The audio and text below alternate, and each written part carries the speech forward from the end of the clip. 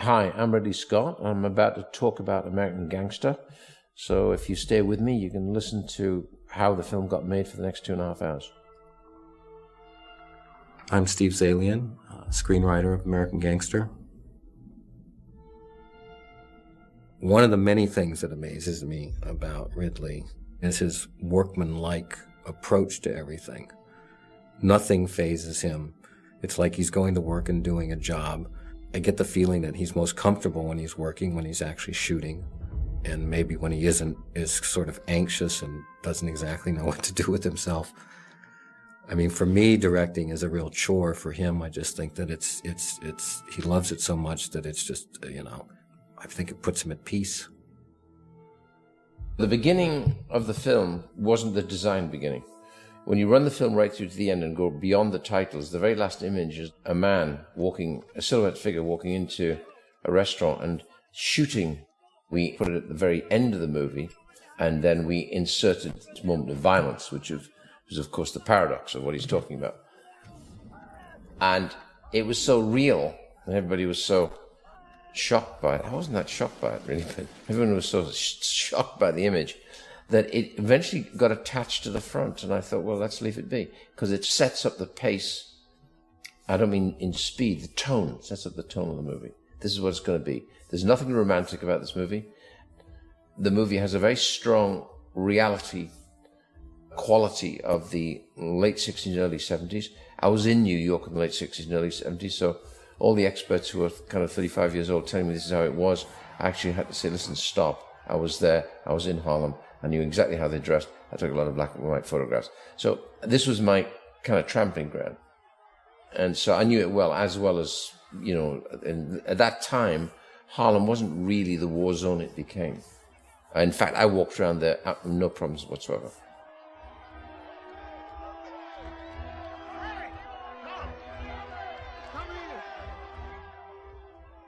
In those days, even out of the 60s, it was a period of kind of 60s was an era of, we believed to be affluent. Was it? I don't remember, because I just worked. I don't remember I was working my ass off right through the whole 60s. So I didn't really experience the swinging 60s. I just remember working hard. But I only remember people would dress in that manner. If you went to a nightclub, you wouldn't see it on the street. And therefore I would pay a lot of attention, as Janty Yates did as well, to the wardrobe, and which, because we are not in sets, we're on streets, and we're in environments which all have to be created. But because you've got one continual thing that's going to be right there in front of you at all times, that's the wardrobe. Therefore, the wardrobe, the costume on the actors were very carefully considered and were very reserved, weren't as flash as people thought they might be. Hence the scene with the brother, Chiwetel, where he says, what do you got on there? What do you call that? He says, I know it's a very versatile. This suit says, come here and arrest me. That was the whole point of the scene. Because the Bumpy Johnson character was a very discreet dresser and insisted on discretion, which is why he was so successful for so long. That's the way it is now. Nick Pileggi came to me. Nick, of course, is the writer of Casino and Goodfellas, and was a crime reporter back in the 70s. And he knew Frank Lucas. I think he covered his trial.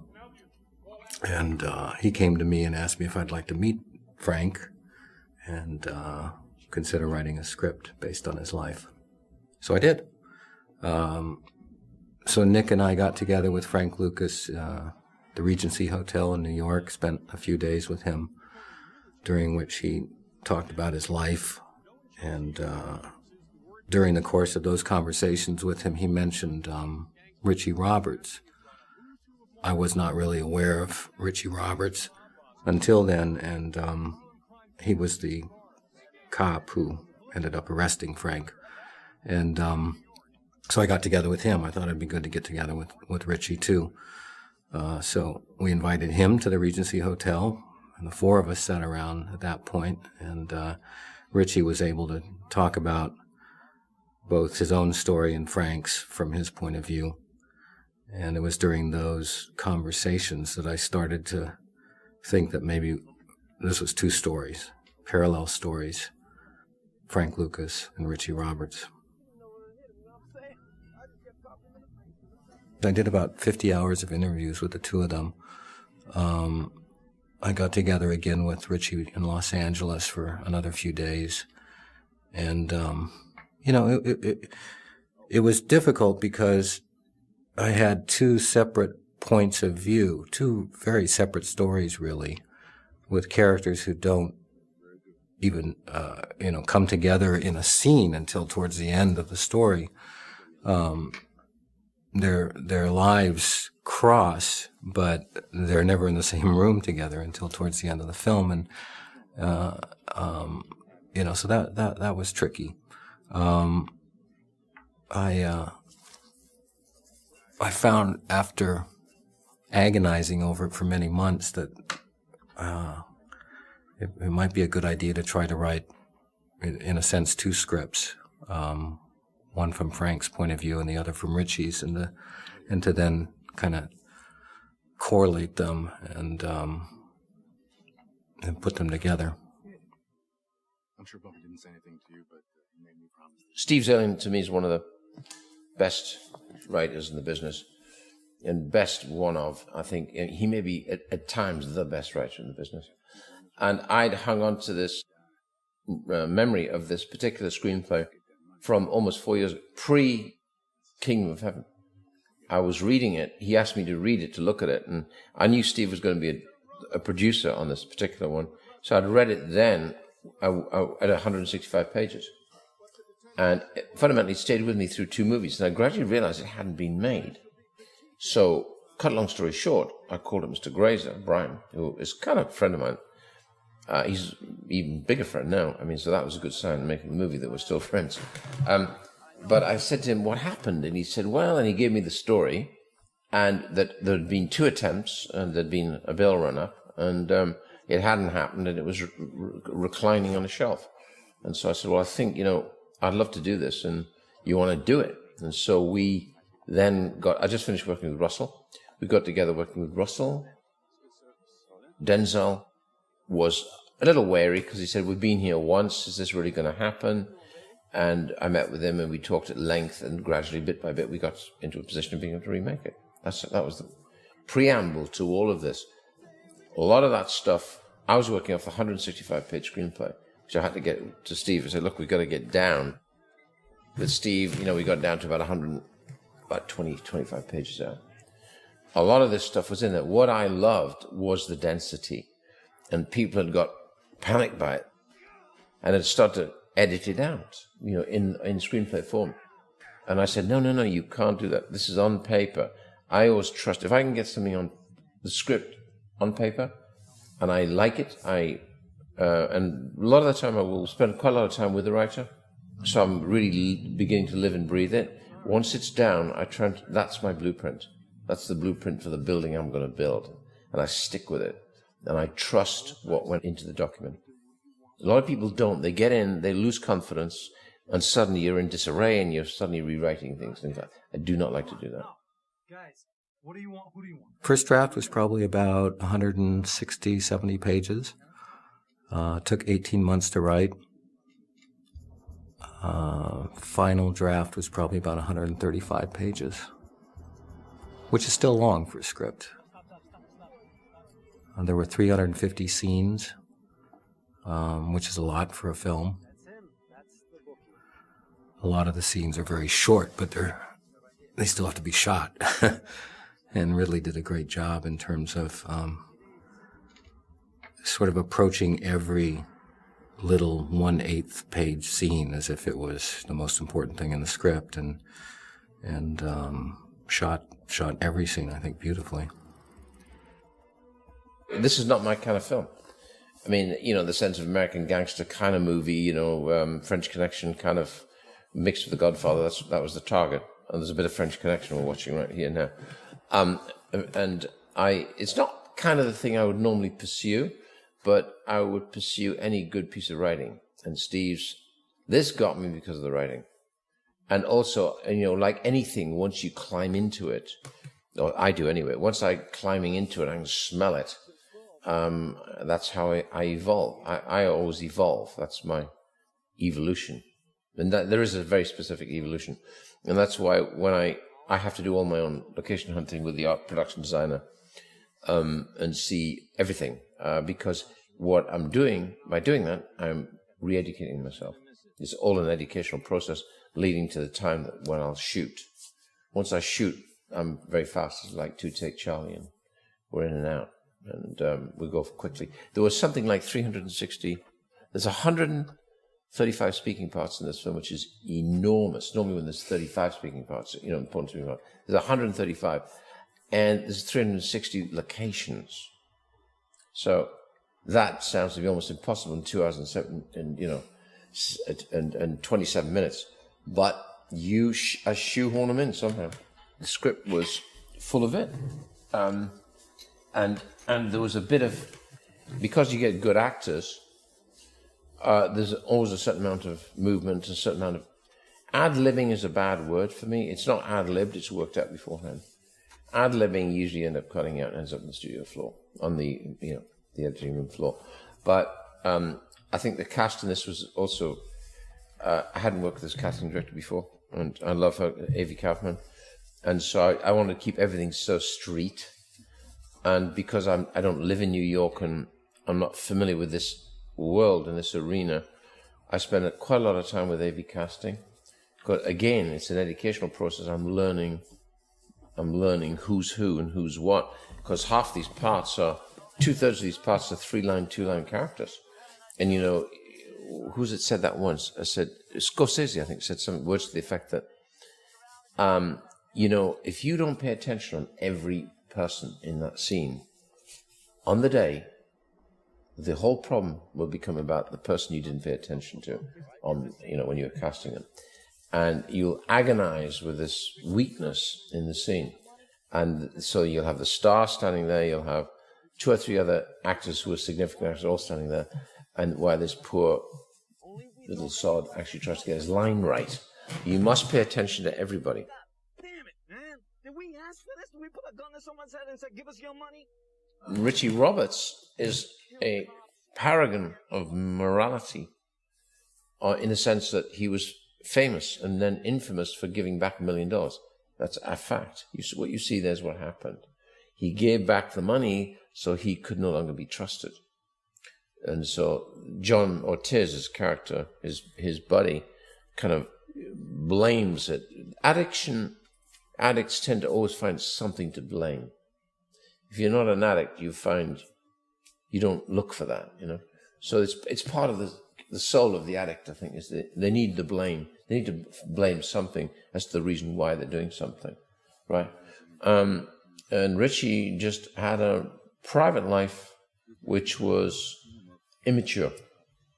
So I think it's pretty well represented here. And Richie Roberts himself saw the film with me last week at the Museum of Modern Art. I ran it for MoMA in New York, and there's a very big posh crowd there, including Puff Daddy and including Jay-Z, And it was he had never seen it, and so what was really nice, he was absolutely, as they say, they're blown away. Because so often films are made about people and the film's not very good, it's not very accurate. He couldn't believe it. He said, I'm going to become an actor. I said, you should. What? This happened to Richie. He found $1 million in the trunk of a car and turned it in, and it was sort of the beginning of the end of his career as a policeman. That stuck with me. I mean, that became, I guess the most important element in his story. On the one hand, you had a gangster who, in his world, played by the rules and was quite ethical.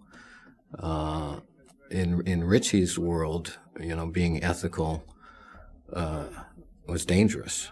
And I just thought it was interesting that the most dangerous thing you can do as a cop back in those days was to turn in money, that no one else would ever trust you. No other cops would trust you. And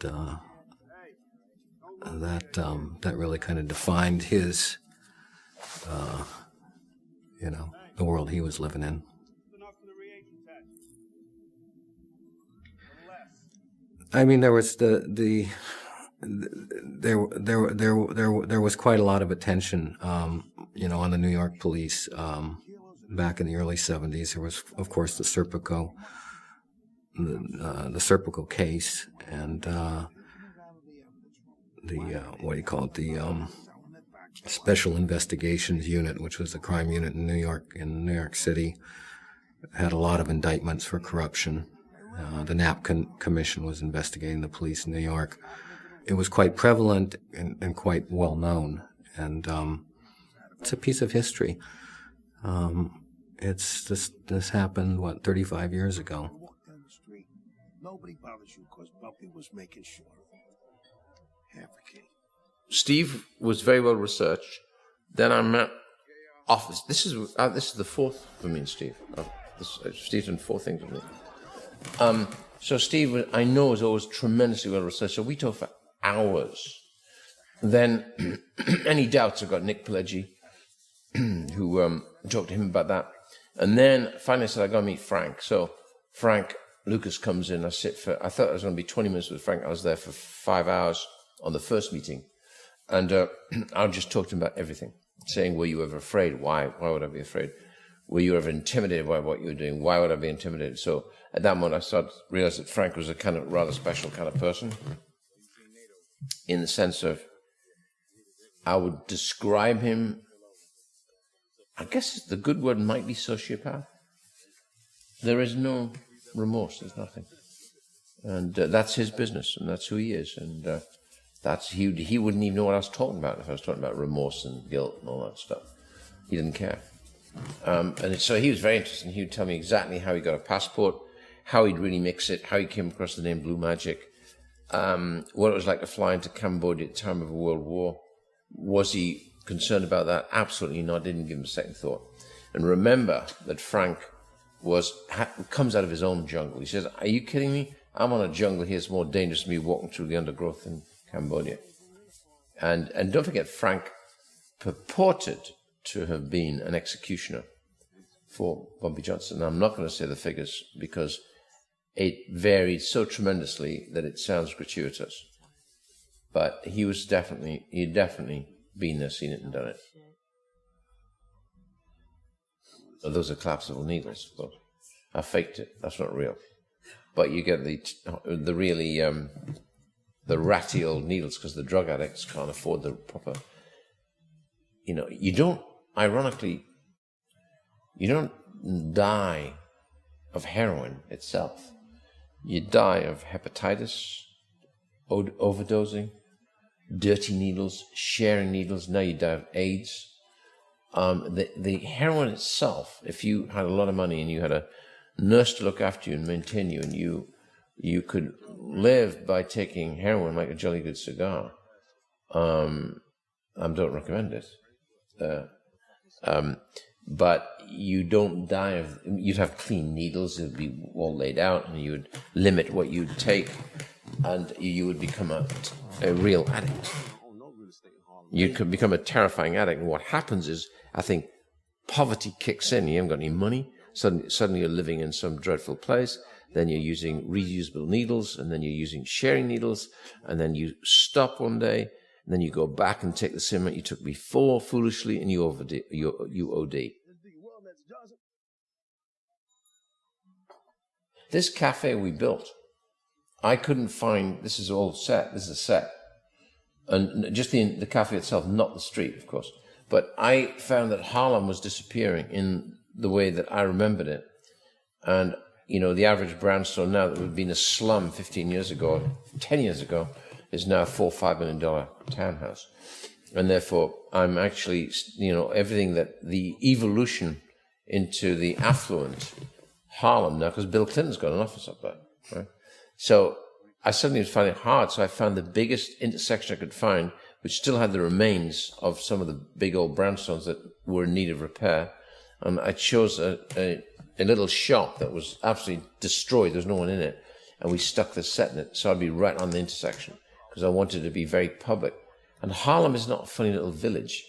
It's a lot of big, broad avenues. It's really strange. So what you see, when you see these wide streets, that's typically Harlem.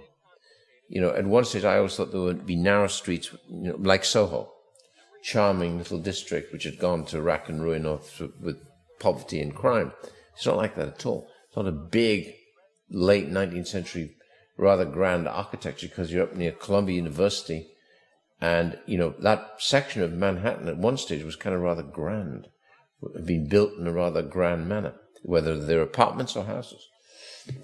And they're also flanked by the park, so you've got the tip of the park up there as well. So it's a strange combination of being potentially beautiful, at the same time just got tremendously run down. So that all that was a set. Well, I had all the facts. I mean, I had too many facts. I had basically interviews with Frank that stretched back to his, you know, days growing up in North Carolina, through his moving to New York, beginning to work for Bumpy Johnson, his life as you know, this top heroin dealer in the late 60s and early 70s, and then on into the 70s and 80s. So, you know, really, I had too much information. The trick was to, with any story that deals with somebody's life, is to figure out which part of his life is the most interesting, or the shortest amount of time in a person's life that you can, you know, really convey their story. So I started what I felt was as late as I could in the story, which was the death of Bumpy Johnson, and Frank's sort of the beginning of his rags to riches story, and ended it as early as I could, which was with his arrest. I've worked with Ridley a couple times before, so when we talked about directors, he came up right away, and I was very excited with the idea that he might do it. This was back in, 2002, 2003, and at that time he read the script and couldn't do it for various reasons, both, because of what other things he was doing. Then a couple years later, we went back to him, and the timing was right. He reread the script, and from that moment on, things moved very quickly in terms of the pre-production and the shooting and the post-production. It was all about as quick as you can make a movie. It had a kind of a vibrancy and a sort of a,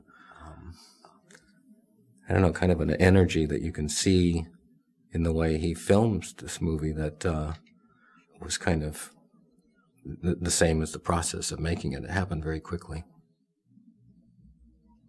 What Ridley brings to it is a kind of an approach to every scene that has an idea filmically to it, and so when I look at the film, I it's hard for me to even remember what I was thinking in terms of how I thought it should look, because it's been replaced by what Ridley's done.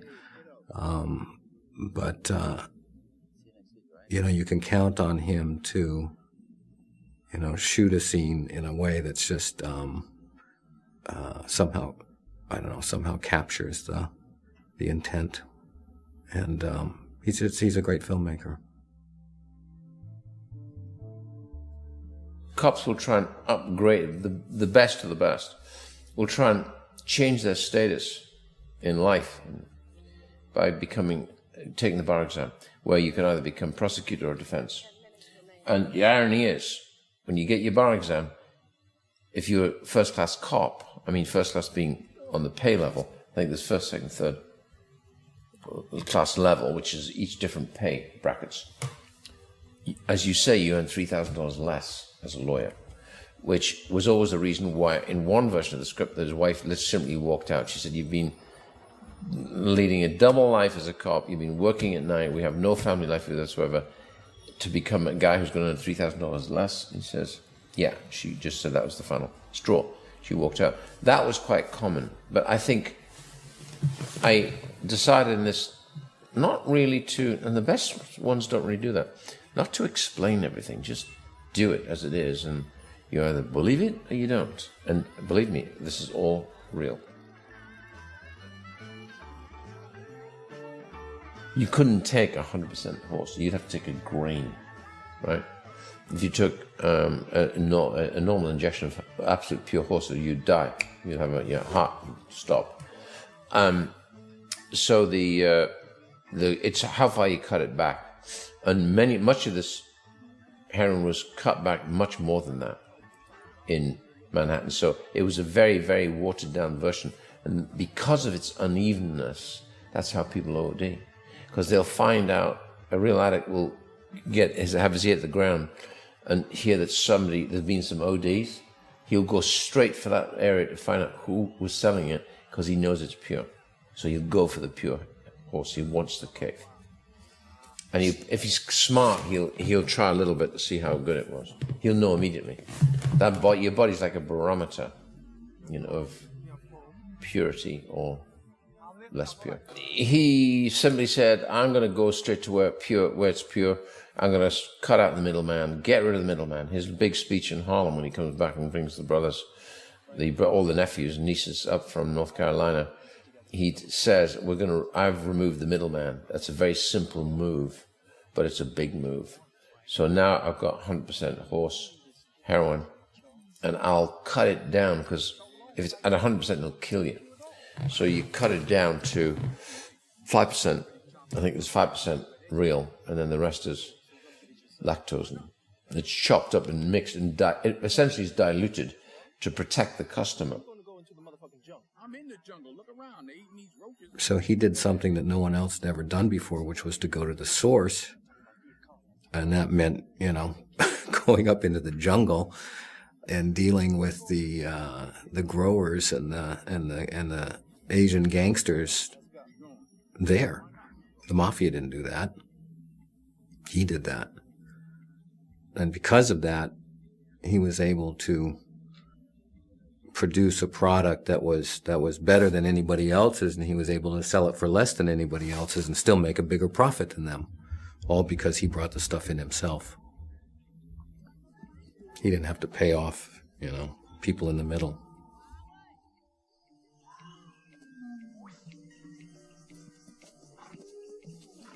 Again, the reality, the danger is that the thing slips sideways into becoming a film about drug lords and drug barons. And I know there's a reality to these farms. They're just farms. These guys are just farmers.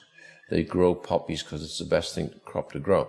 They can get more for a ton of poppy seeds, what do you call them, the bud, or the byproduct of the head of the bud, right? You can more than a ton of rice. So it doesn't make any sense until the government pay these farmers to actually the equivalent. They won't stop growing heroin. They won't stop growing the poppy.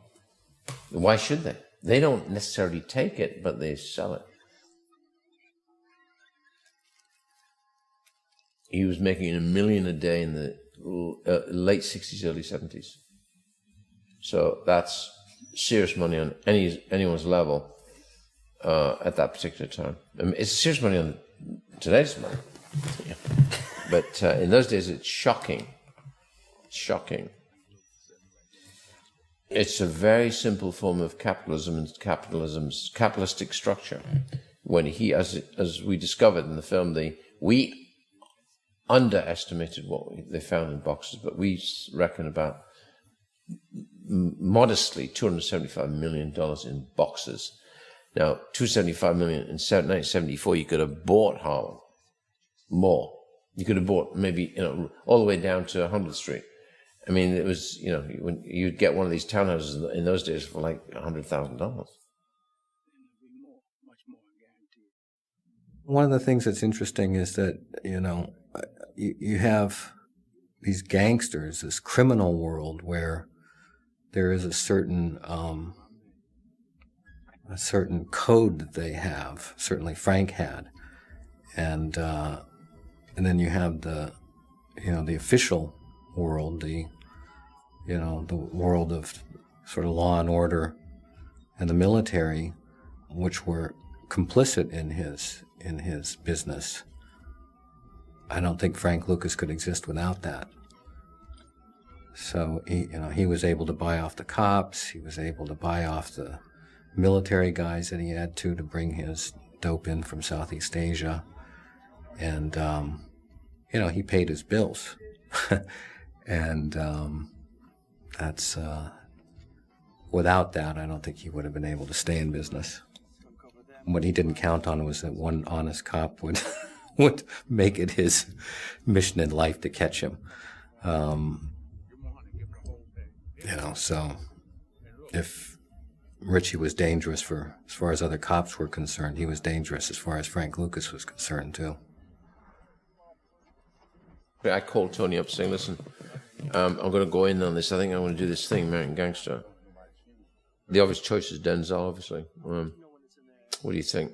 So Tony can give me the lowdown, saying, well, I know he was really up for it. He wanted to... he was very disappointed when it didn't happen. And it didn't happen for reasons that I can't even go into, because I don't know why it didn't happen. Twice it didn't happen. I think somewhere in there, someone wasn't being assertive enough on making decisions, and the budget was galloping, right?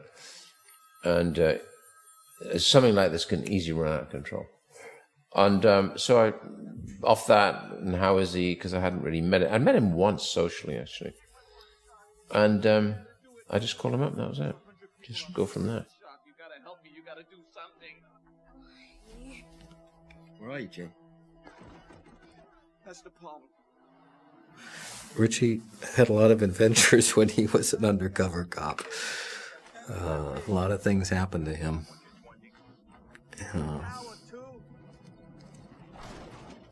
Well, there's these great little connections. I mean, you talk about Trupo, who connects them, both Frank and Richie. I mean, he does directly because he's in scenes with both of them.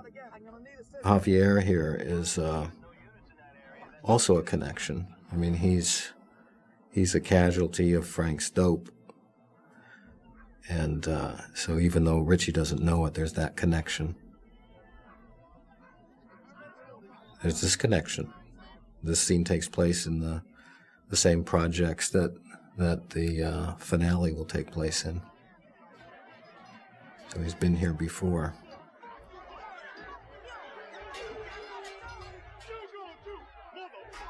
I'm about to work for the 5th time with Russell.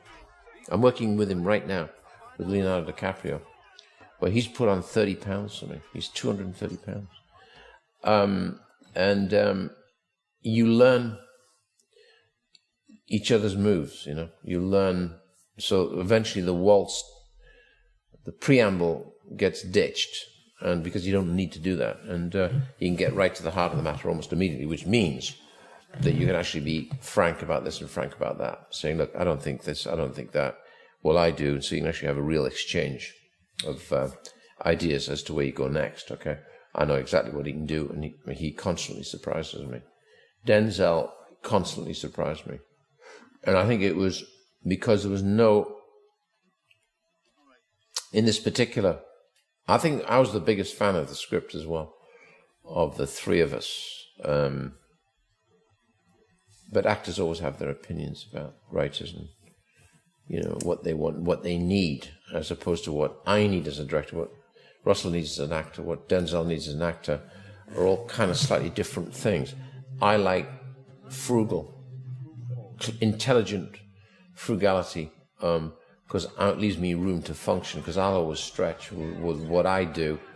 What I do with my eye, which still keeps going, is not really discussable or describable, because half the time I'm not sure what I'll do yet until I actually get there. But once I get there, once I've seen all the locations and smelt all the wardrobe and smelt the paint inside the rooms and cast the people, so I can literally, I've got the universe in my head. Even as I'm driving in that morning, I'm knowing exactly what I'm going to do. Right through the whole thing, the whole organic structure of the scene will be all laid out in my head, and that's how it works.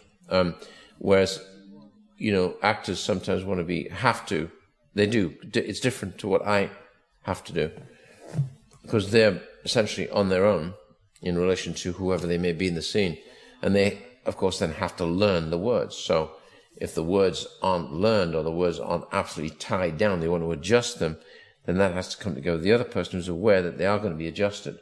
So, and frequently a structured film like this doesn't have time for rehearsal. People are always shocked about how little rehearsal I do. And Russell likes to rehearse. Denzel, less. Once they know that, I think they've got a sense, I would always arrive knowing exactly what I wanted to do. So I'd say, I thought this. Silence. Okay. You want to walk it? Why not? Walk it. We walk it. I say, you want to shoot it? They say, okay. So now we're going to shoot it. That's it. And so it defies all logic about film schools and acting schools and all that stuff. I think what finally comes down to, these two arrive here incredibly experienced. Russell is a 37 movie overnight success. 37 movies in 32 years in the theatre, overnight success, right? So there's a serious amount of experience in that. Denzel is exactly the same kind of weight. And I'm 3,000 commercials and 40 years in the business, and this is my 19th feature film, overnight success. And everything that you did just prior to this is not as important as what you're about to do today. That's what thing you have to remember. That probably is the most significant thing I've said on the tape. Everything you've done before is no longer relevant. It's what you get when you get there. What is relevant is what you're carrying with you, which is your experience. Your experience will give you that probable confidence to push something, say it this way, that way, or recognize it when it's happening and then agree.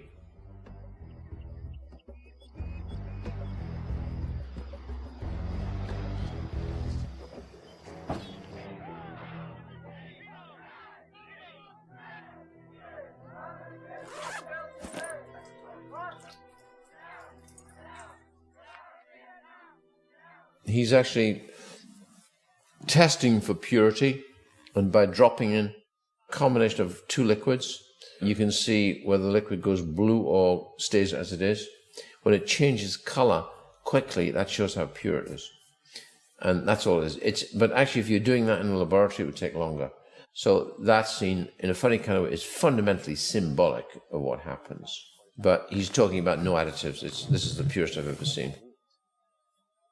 I always said this guy was kind of a dropout from Yale, who had probably been reading, I don't know what the big school in chemistry would be in the United States, but let's say he was a dropout. He looks to me like Ivy League. And so he's a small part who worked out beautifully. Well, as I understand it, Frank was bringing in 100% pure heroin and then cutting it down to something like, 5 or 10% and actually selling that on the street. The connections from Turkey, the normal heroin connection, like the French connection, would come in already diluted. So the distributors in the United States would never have their hands on 100% pure heroin. Let's say it was 50%. So they would start whacking it up from that already whacked up percentage and, end up with 1%, 2%, 3%. That's what they would be selling on the streets. Frank, having the pure stuff to begin with, didn't have to go that far to make just as much money.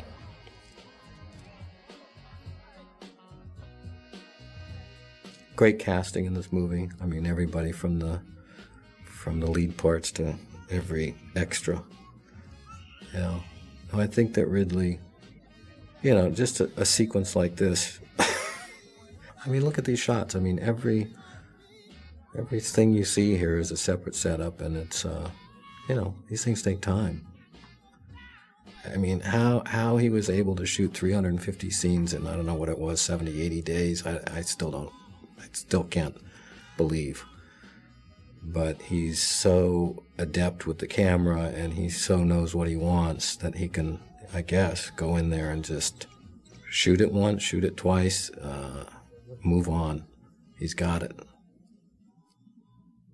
There was a time when, for budget reasons, I was being asked to cut this thing down, get rid of some of these little sequences. These things take time. Are they really adding enough to the story? These things don't have our lead actors in them.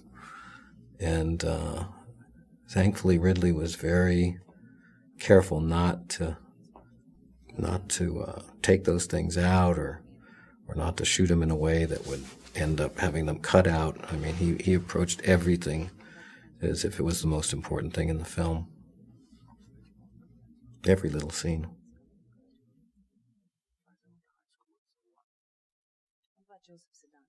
I was trained as a designer, which I think is where the eye comes from, basically. But fundamentally, I always choose my locations. And long discussions with me and Arthur. Arthur Max is now. I always work with Arthur now, really. Then once I've done that, then I can turn him loose, and he goes, and he'll only email in saying, "I've got this. What do you want? You want that or that?" And I'll choose immediately which one. Speed. It's all about speed. He needs fast decisions at this juncture, you see. He's now ahead of me right now in Morocco. I join him on Thursday, I'll shoot Sunday. I'm 4 weeks into a movie now. And it's all about making decisions. I think it's experience. I'm so precise. I can almost verbalize exactly what it should be before. So it narrows it down. As having immense number of variations, it's narrowed down to 2 or 3 immediately. So I just got the impression at the end of the day, Harris was either trying to avoid me, or actually he didn't like to travel. Were you doing it? And I said, Morocco. Oh no. Were you doing? Oh no, I don't want to. And then I said, right, I'm going to get him for this. So I cornered him, saying in well in advance, say, I'm thinking of doing this. It's going to be in Manhattan. I'm going to send you the script, and let's make the movie. And so I got him up way in advance, and I think he enjoyed it. And so we decided to make this film. So when you see this graded, it's absolutely beautiful. We just shot it and graded it. We didn't digitally do anything. If you want to fiddle and be a computer nerd, do it. He said, but are you sure you want that? And I said, no. He said, you like film, don't you? I said, I love film. He said, me too. He said, I feel it's still in its infancy. And so there's a lot of corrective stuff still going on, I think. So you can't see it here, but when you see the print, you'll see. All he did finally was do what is laboratory now calls the Oz thing.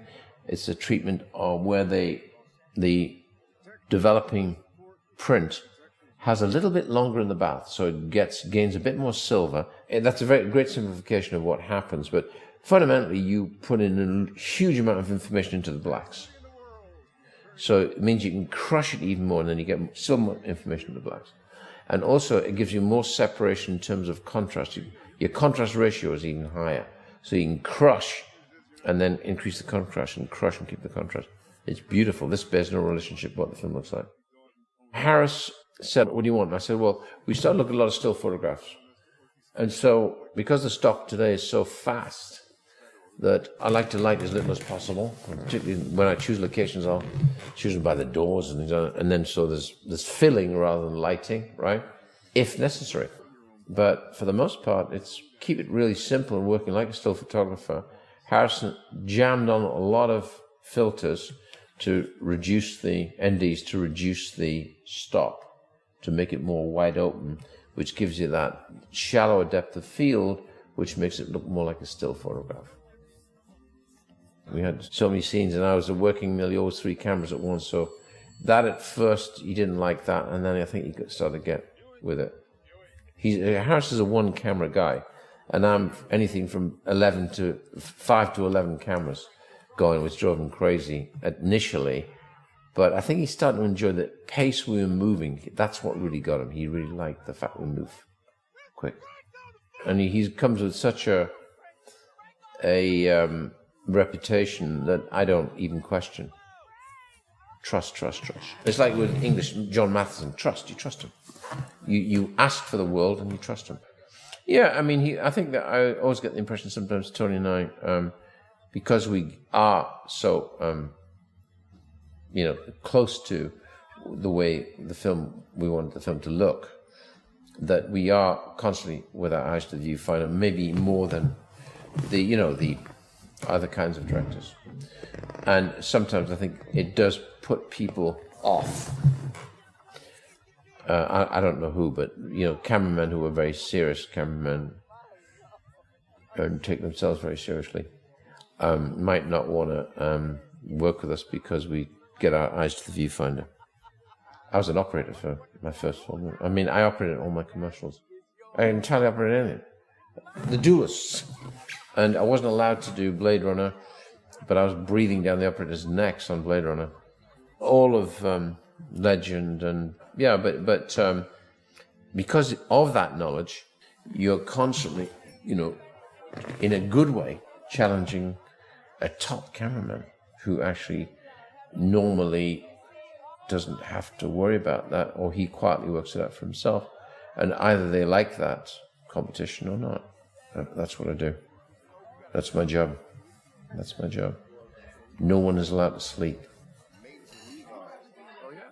A spherical lens fundamentally has less glass than a Panavision lens. And therefore it's purer, it's sharper, it's crisper. There are fewer things to go wrong.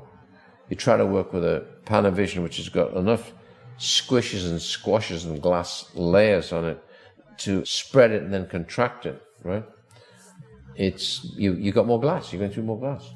So that's why if you do compare one against the other, one is marginally now. Today, there's some bloody good Panavision lenses now. But years ago when I did Alien, there's constant problems with these lenses. They're all over the place. 185 tends to be more traditional. Widescreen, 233, or Super 35, which will give you the same as 233, is a technical fiddle at the end. Today, it's a lot easier and more successful than it used to be. It was a bit of a pig because you could suddenly find you're going through 2 generations, you're always fighting between your original show print and then the next phase is always 1 generation down. And of course, you like to be all single generation. But that's something you're always fighting. And as soon as I started to cast family, I suddenly realized that Mum didn't seem to have much of a role until I met Ruby Dee. And Ruby is this very celebrated New York actress who's now in her 80s, actually.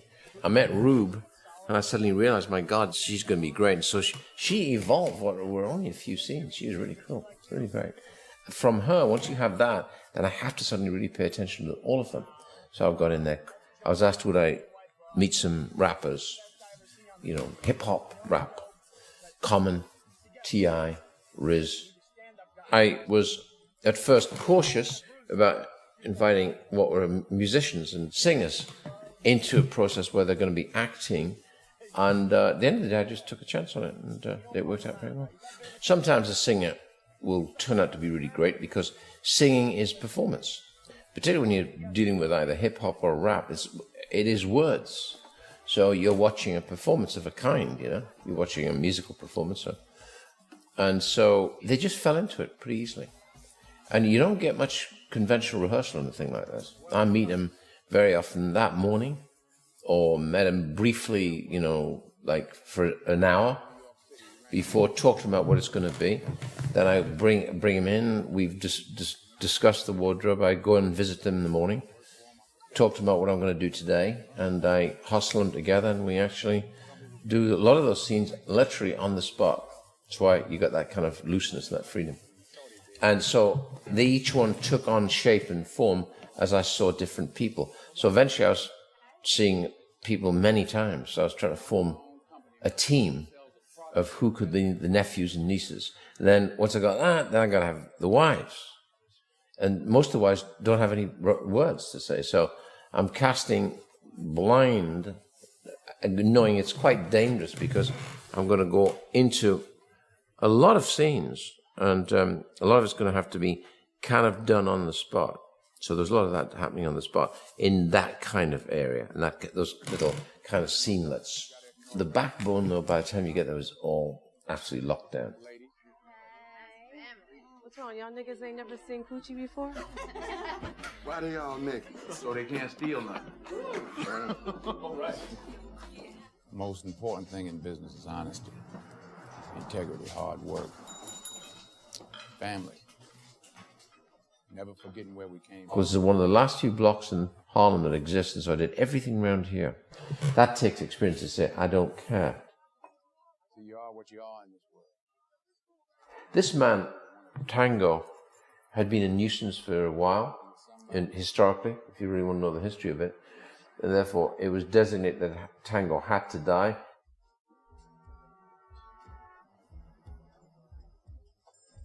Tango, with the passing of Bumpy Johnson, Tango would vie for the position of taking over the void that Bumpy left. Frank could not have that happen. So this was the reckoning. This had to be, according to Frank. It's business. And Frank wasn't going to share anything. This is a guy from The Wire, Idris Elba. He was great, charming and aggressive as Tango.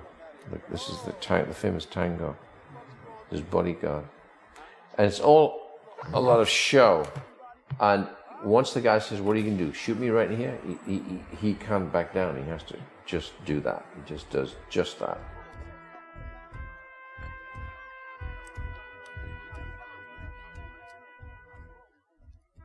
What's interesting, in the one version I'd heard that jar, which had a few dollars in it, laid by the body for hours before the ambulance came, and the police came to pick it up, and the money was for the cops, and nobody touched it because they knew whose it was. So everyone, in a sense, was respectful or afraid, I think is a better word, of the king. In Black Rain, I'm not doing period particularly. In fact, it was kind of modern at the time. Someone to showed me was the same thing. It was modern. It was a cop who was, designated as a bodyguard who crosses the line into another social group, falls in love with a socialite who he's guarding. So they were contemporaries for the time. But so in that respect, they were easier. And this one where you're saying, well, actually it's 70s, and saying it's period. So you're looking and saying, well, why is it period? You say, well, actually it's 1969, 1970. So it means I can't steal a shot because I'll always have a modern SUV in it or something. So everything has to be set up and controlled. And also because New York City is now starting to look quite cosmetic, I'm having to find all the areas that still could be seen as the war zones. No, I didn't. So here I am, and Yeah, they're tidying this up now. As we were shooting, they're already tidying it up. So it's disappearing fast. That's the thing, is to get it. This, you won't be able to do this kind of film in New York City because it's so cosmetic. The boring things, like if I've got a unit of whatever it is, 350 personnel with all the backups of the toilets, the trailers, the makeup, the food, and you want to move, you're moving a wagon train of vehicles. Then you've got to have places to park. You've got to pay for the parking. You've got to have movement control. You've got to have police. So the transport manager on a film like this, it's enormous. The logistics are enormous. So whenever you don't have to move, don't move. It's like it's a constant, choice of which do you show? Do you show the event or do you show the discovery of the event? That was one of the hardest things, I think, because you see Frank, doing what he does, and that's interesting. Then you have to show Richie discovering these things. So, and that was tricky. That was what made me have to write these two scripts, was because I couldn't, as I was going through it, decide, which way I wanted to go with that. Whether I wanted to see something from Richie's point of view and his investigation, or from Frank's point of view of actually doing the thing. Back in those days, this was pre-CSI. There wasn't a lot of, procedure. There wasn't a lot of evidence. There wasn't anything that you could run tests on. What these guys did more than anything else was sit in cars and watch. They followed guys around. They tried to make connections between, this guy on the street and the guy that that guy goes to get his supply. to me, that's great procedure, but it is it is often guys sitting around in cars. I think you think about film like French Connection, which is also dealing with that kind of investigation. It's what they did.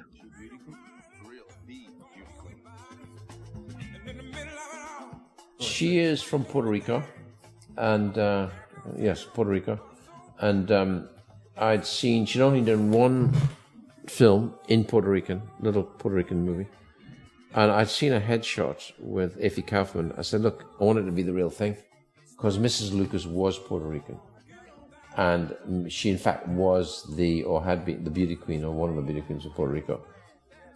I'd seen shots of her, and she was pretty. So I was looking Spanish, and I didn't want to cast any of the known gals. It's easy to go from this and cast a gal star, and I don't know, just needed, because I've got Denzel and Russell. I got enough, stars.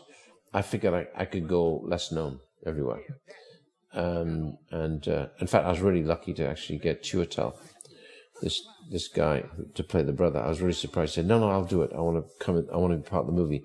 I know who Frank Lucas was. I think the film will turn out really well, and I'll do it. So it was great to have him. He'd worked with Denzel before as well.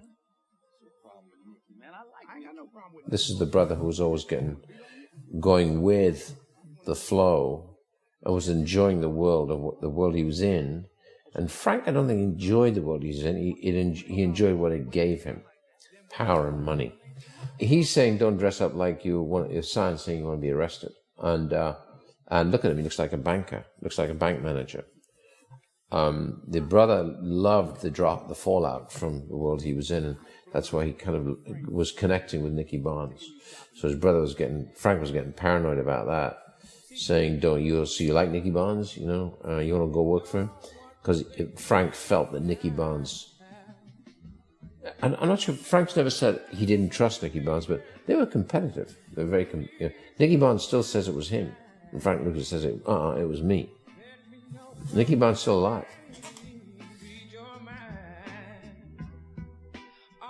Yeah, this would be one of those scenes that you might see in the old blaxploitation movies, the nightclub scene. But this has a much different feel. I mean, everything about it.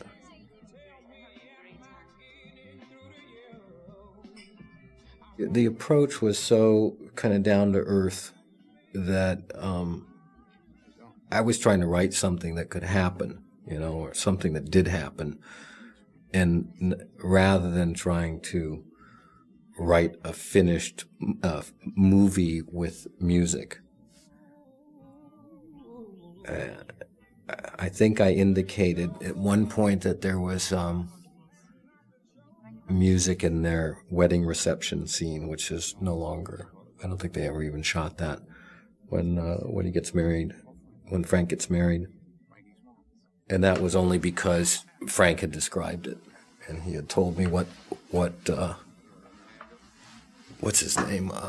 Is it Lloyd Price? Yeah, he sang there at his wedding reception. So I put things like that in if they were actually, mentioned by Frank or Richie. But I do think that there's a kind of an understated use of music in this film, which is great. It's not exactly what you would expect. Great writing is almost like great journalism, where you're trying to create the fabric of the truth of the story you're telling. And once you draw those corridors, you got to stay within the corridor. You can't step outside of it. Otherwise, it starts to get, a cheap version. It's the difference between what I call, and people don't understand sometimes what I mean when I say it's the difference between a movie and a film. I think a movie is an Americanism, but a movie tends to be a good description of what we see in cinemas today. Mostly is ephemeral. ephemeral means pulp, right? You know, like in Pulp Fiction, it means it's discardable. It's like Chinese food. You have it once, you have it. This sounds racist, but it's Chinese food. I love Chinese food. Footnote, add. But you know, it's amazing how you eat enormous amount within an hour, it's gone. Is that right? And you think, let's go and eat somewhere else. Movies tend to be discardable. You see it, you walk out, you forget about it, you never even think about it again. A film, you see it, you walk out, you're still thinking about it. And then the next day, you're still thinking about it. And next year, maybe you're still thinking about it. So occasionally, you'll have on your shelf a film, which is now, thank God, in a small box called a DVD. You can go back and revisit it like a good book. How many of those have you got? Not many. And that's what one tries to do. One tries to make films as opposed to movies. I think what's great is that, you know, it's like trying to get money for something like this isn't easy. You would think, well, you know, they're trying to catch crooks, so they do whatever they have to do. It's not like that. I mean, to get $5,000 or $10,000 with the chance that you might lose it was very difficult. You had to sign your life away for it. And, but anyway, his boss, you know, as he says, you lose this, that's it. You're not going to get any more. You know, this is an important moment where they cross over the bridge. And this was something, you know, a story point really that was very important. And, you know, you got to convey this idea that this river separates two different law enforcement jurisdictions, and these cops can't mess around in each other's jurisdiction. It's dangerous. They got stuff going, you know, they don't want anybody messing around with it. What I've learned to do is trust my intuition. There's a voice, and I think it's, again, under the big E word, experience. Eventually you learn to trust your intuition, and you may have good intuition, you may have bad intuition. If you have bad intuition, then I wouldn't trust it. But I think I've got good intuition, and time and again I've found it prove that I should have gone with what I felt. And I that was some time ago, and now I think that's why I think I'm able to work so fast. I look at the locations and go, that's it. And they say, but there's 6 to see. Said, that's it. We're going to shoot here. Let's jump the gun and go to the next block of locations, which are nothing to do. We have this place. In other words, I'll make a decision on the spot. I won't say, well, I want to see everything. That's intuition. And they're all aligning so that they fit within the mosaic of the fact you're doing a period film, which is set in the early 70s, because I was there. But at the same time, I don't know what Jerusalem was like when it was destroyed, but that's intuitive as well, because you look at lots of reference and paintings and engravings of the period, and you put all that together into one big melting pot, which is your intuition. And you say, I imagine this is what it would be like on that morning. Filming in pictures, and as Hitchcock said, pictures worth 1,000 words. Well, I'm not dealing in radio play, I'm dealing in pictures. So I suddenly realized that I had a huge advantage in having an eye that was kind of effortless. And therefore I can preconceive it. I can pre-see most of the film I'm shooting now, and I'm going to be shooting for the next 3 months. I can see it. I know what it's going to be like. I know what it's going to look like.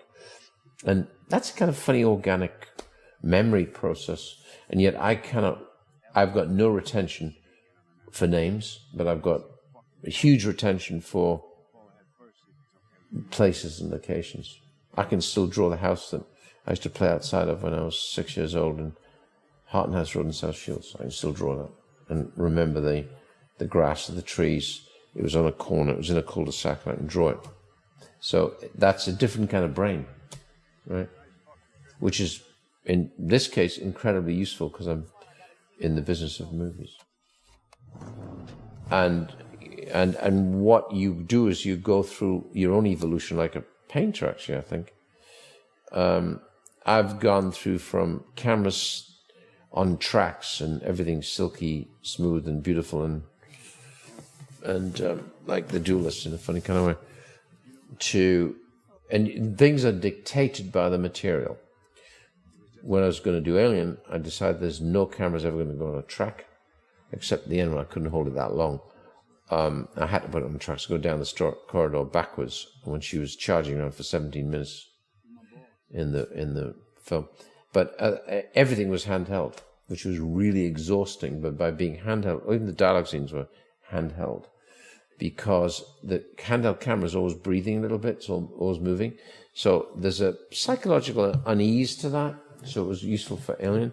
In this, I want this to have a funny sense of, in the looser sense of the word documentary, docudrama, which means you're reaching for the truth. I think, one of the reasons that this film feels the way it does is that Ridley is also not precious about things, I mean, sometimes you might look at some of his other films and say, well, they're so beautifully composed, the attention to every composition is so extraordinary. In this film, there's a kind of a resistance to being precious or for everything being perfect. And I think it finds perfection in that.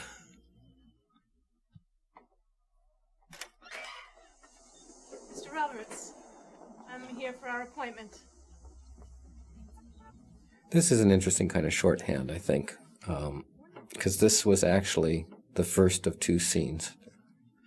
In the script, there was a second scene where basically that woman interviews him, the woman from Child Social Services. And it's a 3-page scene asking him about his old friends and, who he hangs out with. Does he hang out with these gangsters from, the old neighborhood and stuff like that? And, at a certain point, it got cut, which is fine, because everything you need to know is in this scene. I don't really, when I'm writing, I don't really think, oh, okay, I have to follow some sort of rule with this character, or this character has to have his own arc, or that character does. I mean, I know who the main characters are. I know who's important in terms of, developing their story and their character. And it's really just in doing that the other players support that. And once their support is of no value to the story, then as characters they're no value anymore. But I think you find when you follow the story and you follow the main characters, these supporting characters will come in a natural way where they're needed, and they will go back, when they're not needed. I learned about music, which I hadn't really paid much attention to, other than cursory view on doing television commercials years ago, when by the time I did The Duelist, I must have done 2,000 commercials. And they were always musically driven, but I hadn't really thought carefully about it. And the first guy was the sound editor on Duelist, was Terry Rawlins. And Rawlins was an absolute master of music, and said, look, and in those days you'd have a disc, a vinyl. He said, watch, and you'd do a needle drop on a sequence, and watch, I thought we'd come in here. And you'd see this passion for music in relation to the image. And off that experience, I gave him Alien to cut. That was his first film, cutting. Because I couldn't work out why an editor wasn't also in charge of the music. Now it's become very norm that the editor ought to be the person, because he's, the editing is a great separate job. There's 3 parts to making movies. And some of the great writers I've talked to, like Eric Roth, said, you ever thought of directing somebody? He says, nah.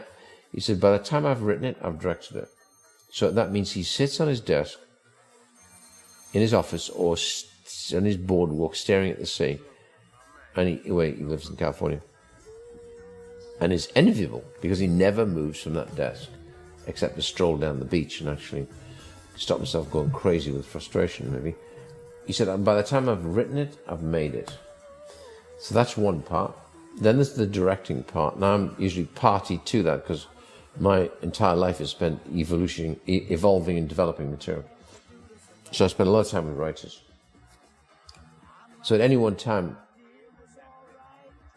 I've got, for me personally, 9 serious projects, all in process, all being written or trying to get the best of the best to write. At 9, so I'm already looking, even if I work the speed I work now, I'm still not going to do much more than 1 a year. That's incredibly fast. I mean, actually I've done American Gangster quicker, but let's say that you're looking 9, 10 years ahead right there. They're all not maybe subjects, they're all definite, definitive choices about why. So I try and piece those guys together to say, will you do this? Good writers, the best of the best. Then there's the final process when you've completed photography. Then I get rid of all the stress and pressure. It's all gone. And you go into a dark room, and now you're putting the film. You've already made the film when you're writing it. You've made the film when you're directing it. Now you're going into the editing room and you're making the film again. And now you're able to really tie it down to what it must be, because all the pressure's gone and you've got all the pieces. So in a sense, a director goes through three remakes. Up on a bad day, so don't make it a bad day, make it a good day, you understand? Steve does write long, so a lot of the times I know the scene's going to come down and do that. I'd rather have it long and then find a way of trimming it back in the editing room, because you can, particularly the way editing has become nowadays, that editing has transformed itself into really inventive and evolved communicative patterns, where you don't have to have a person stand up, walk across the room, put their hand on the door, open the door and walk out. That doesn't happen anymore. I could cut right in the middle of our sentence and jump in the sentence to the end. So that evolution has occurred, which is good, because it then means you're less agonizing about continuity. You know, if you were 20 years ago, it's a different way of thinking. I think commercials did that. Rock videos did that. They adjusted the process in the way we edit films. I stay away from sets. I find that, a writer is the last person you need on the set. That's my point of view. I find that it's frustrating because there's not much you can do. There's not much you can do to help if things aren't going well. The problems that are going on a set are different than what a writer might be able to solve.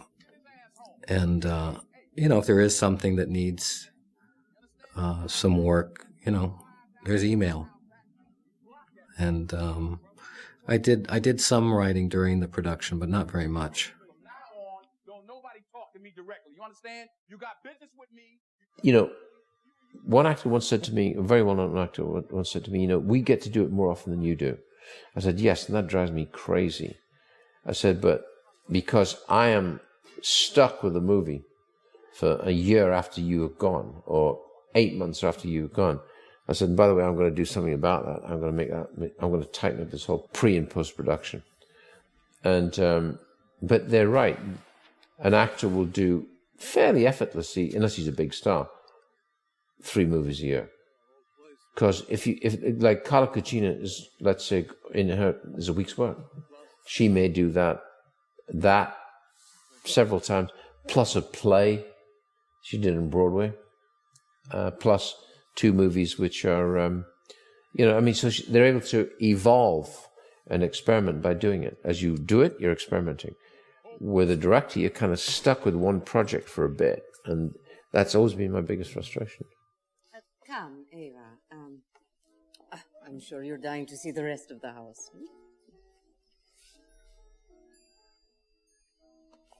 Denzel is a great preparationist. Absolutely prepares. Absolutely knows everything. Absolutely knows his lines. You'd be amazed how many don't. And that's all homework. That is all homework. It's about sitting there and really doing the job.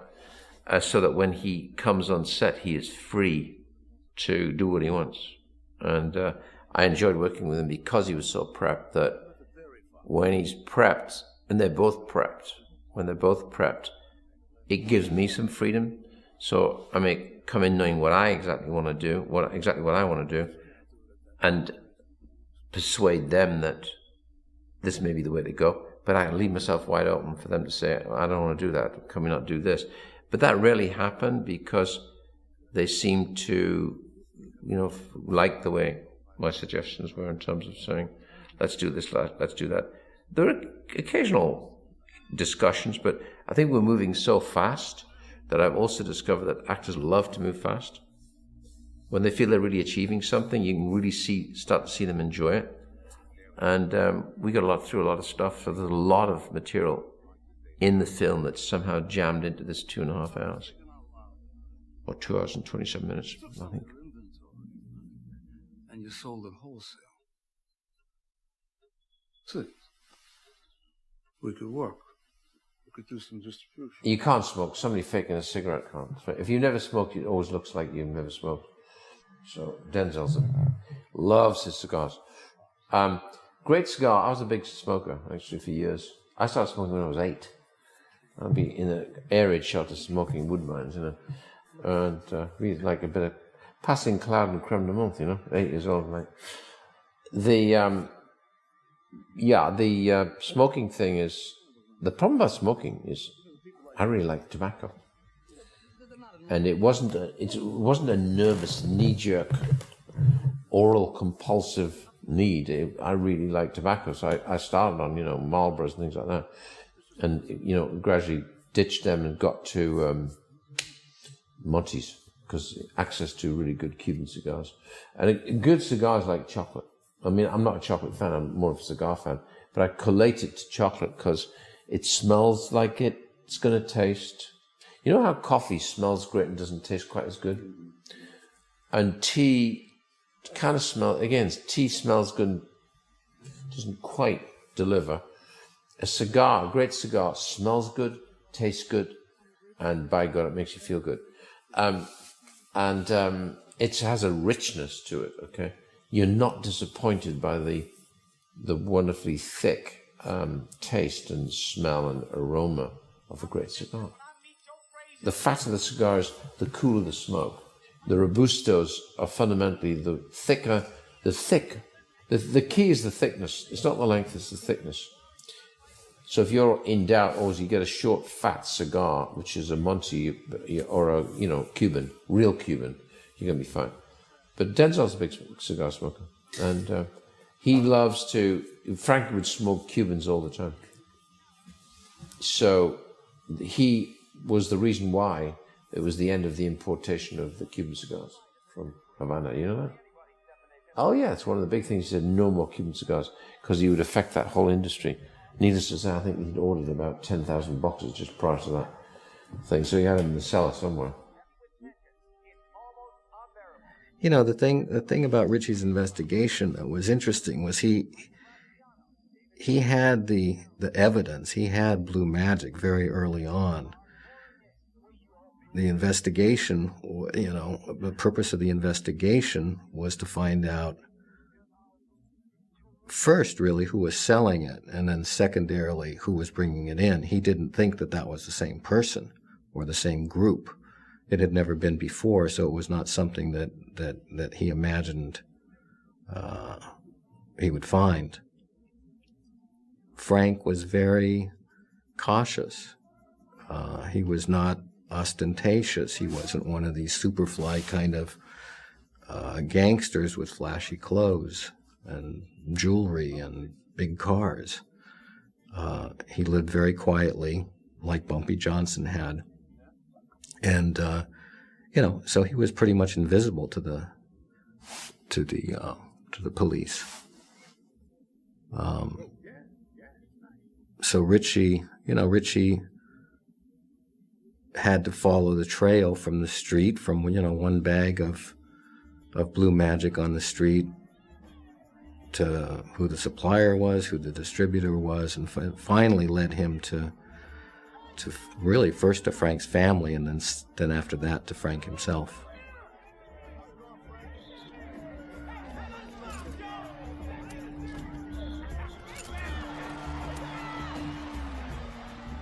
This was always in my mind as a kind of a key event in the story, because it was the first time that they would end up in the same room, even though it's a very big room, Madison Square Garden.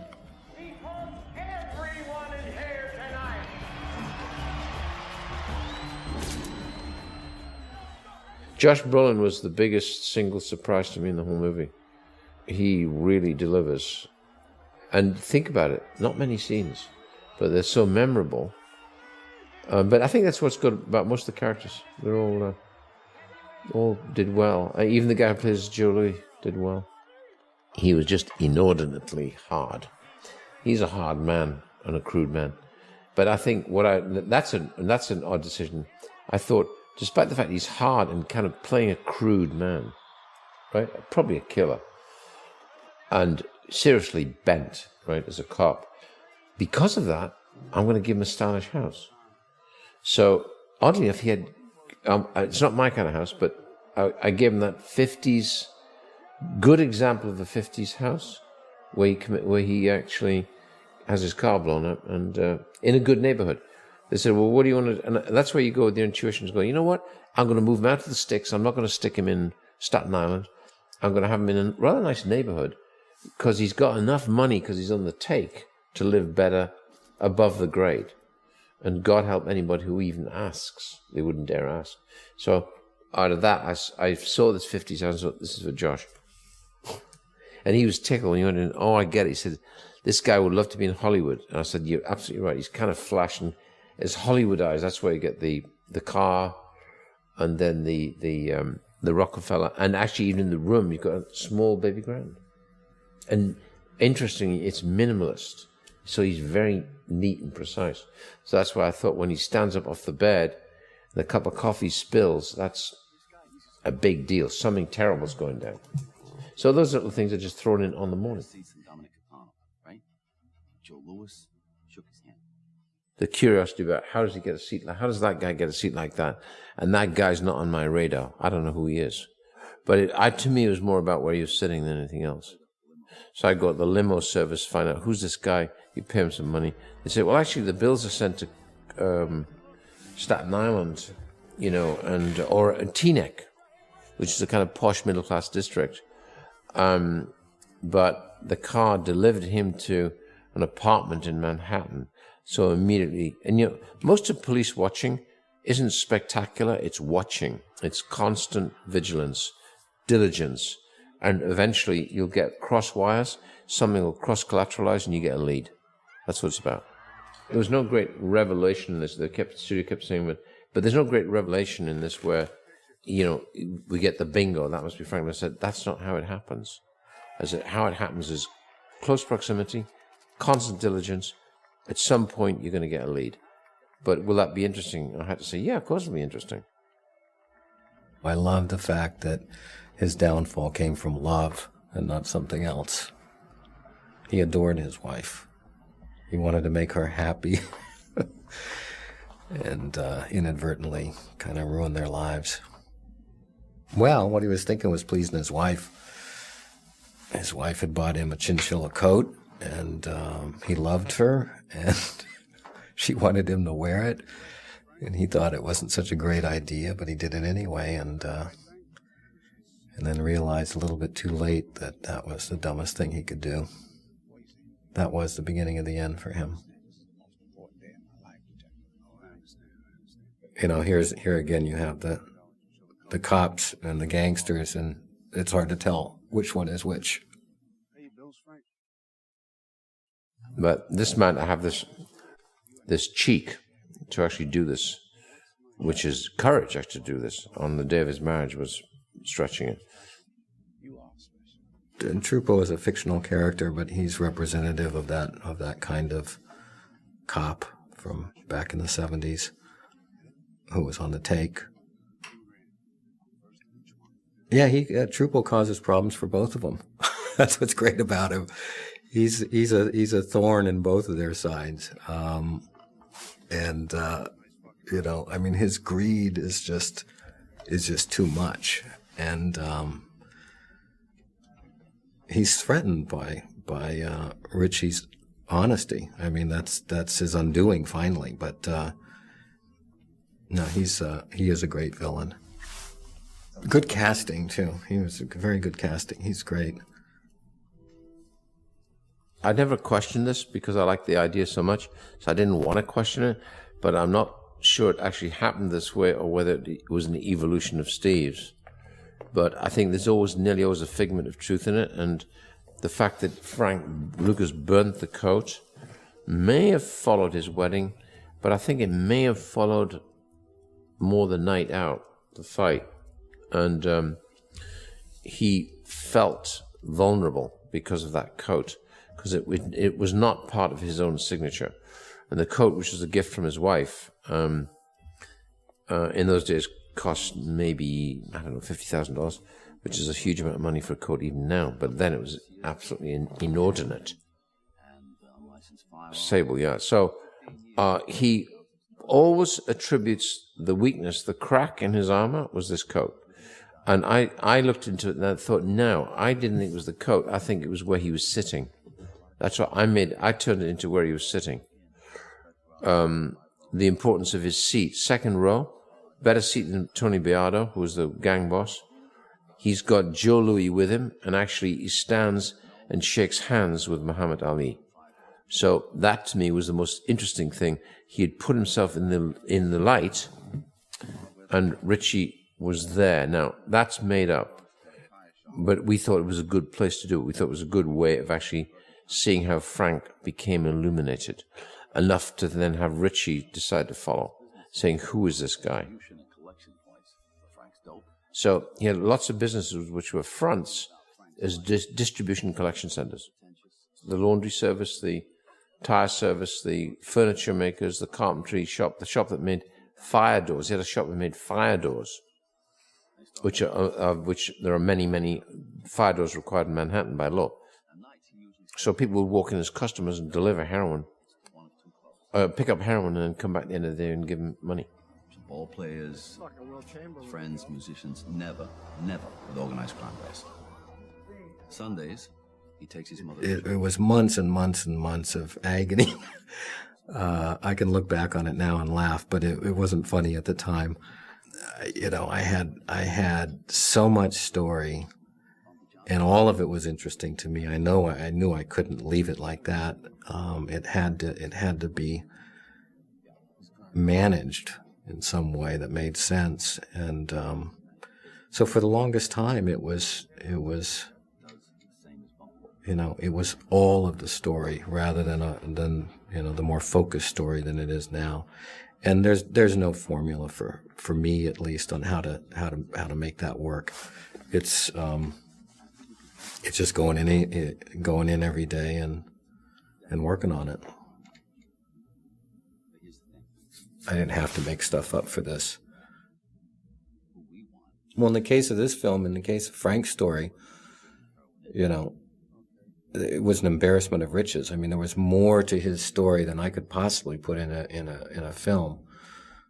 So that the responsibility is really to pick the right stuff as opposed to make stuff up. I mean, there's the challenge is how to organize it all, really, and what to focus on, how much weight to give which ideas in the film and which characters. But in terms of the kind of raw material that I had to work with, I had more than I could possibly use. He lived a very full and exciting life, Frank Lucas.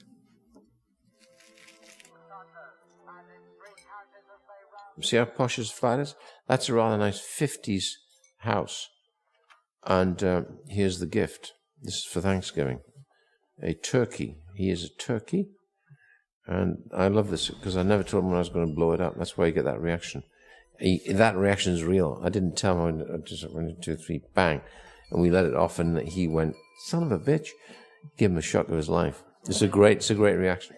I love that car. He said, I know you did. He said, it could be a house next time. Lord, we thank you for this food. We're about to receive the nourishment of our body. And there's lots of layers in this film, which Thanksgiving is a national holiday of absolutely the purest of standards in the United States of America. I'm montaging that with a guy who on the surface is a super businessman with a super family, and they say grace and they hold hands. He's a purveyor of heroin, and I'm seeing people shove needles in their arms. And the importance is where you juxtapose it and you put it in the montage of this national holiday. So whilst others live like this, others die like that. That's why you got it. And therefore, the irony of people holding hands as a family unit and needles being pushed into their arm to a piece of music that's nearly like an anthem. That's irony. That's how it's planned. I planned that. That's not by accident. Hey, Dave, come in. No, sir. Uncle Frank. What's happening? How you doing? The kid says, I don't want to do baseball. Yeah, that kind of happened. The boy had a good arm and could have been a pitcher and ended not doing that, ended up getting arrested. But had an arm good enough to be a pitcher, and actually qualify for whatever team would be at that particular moment in time.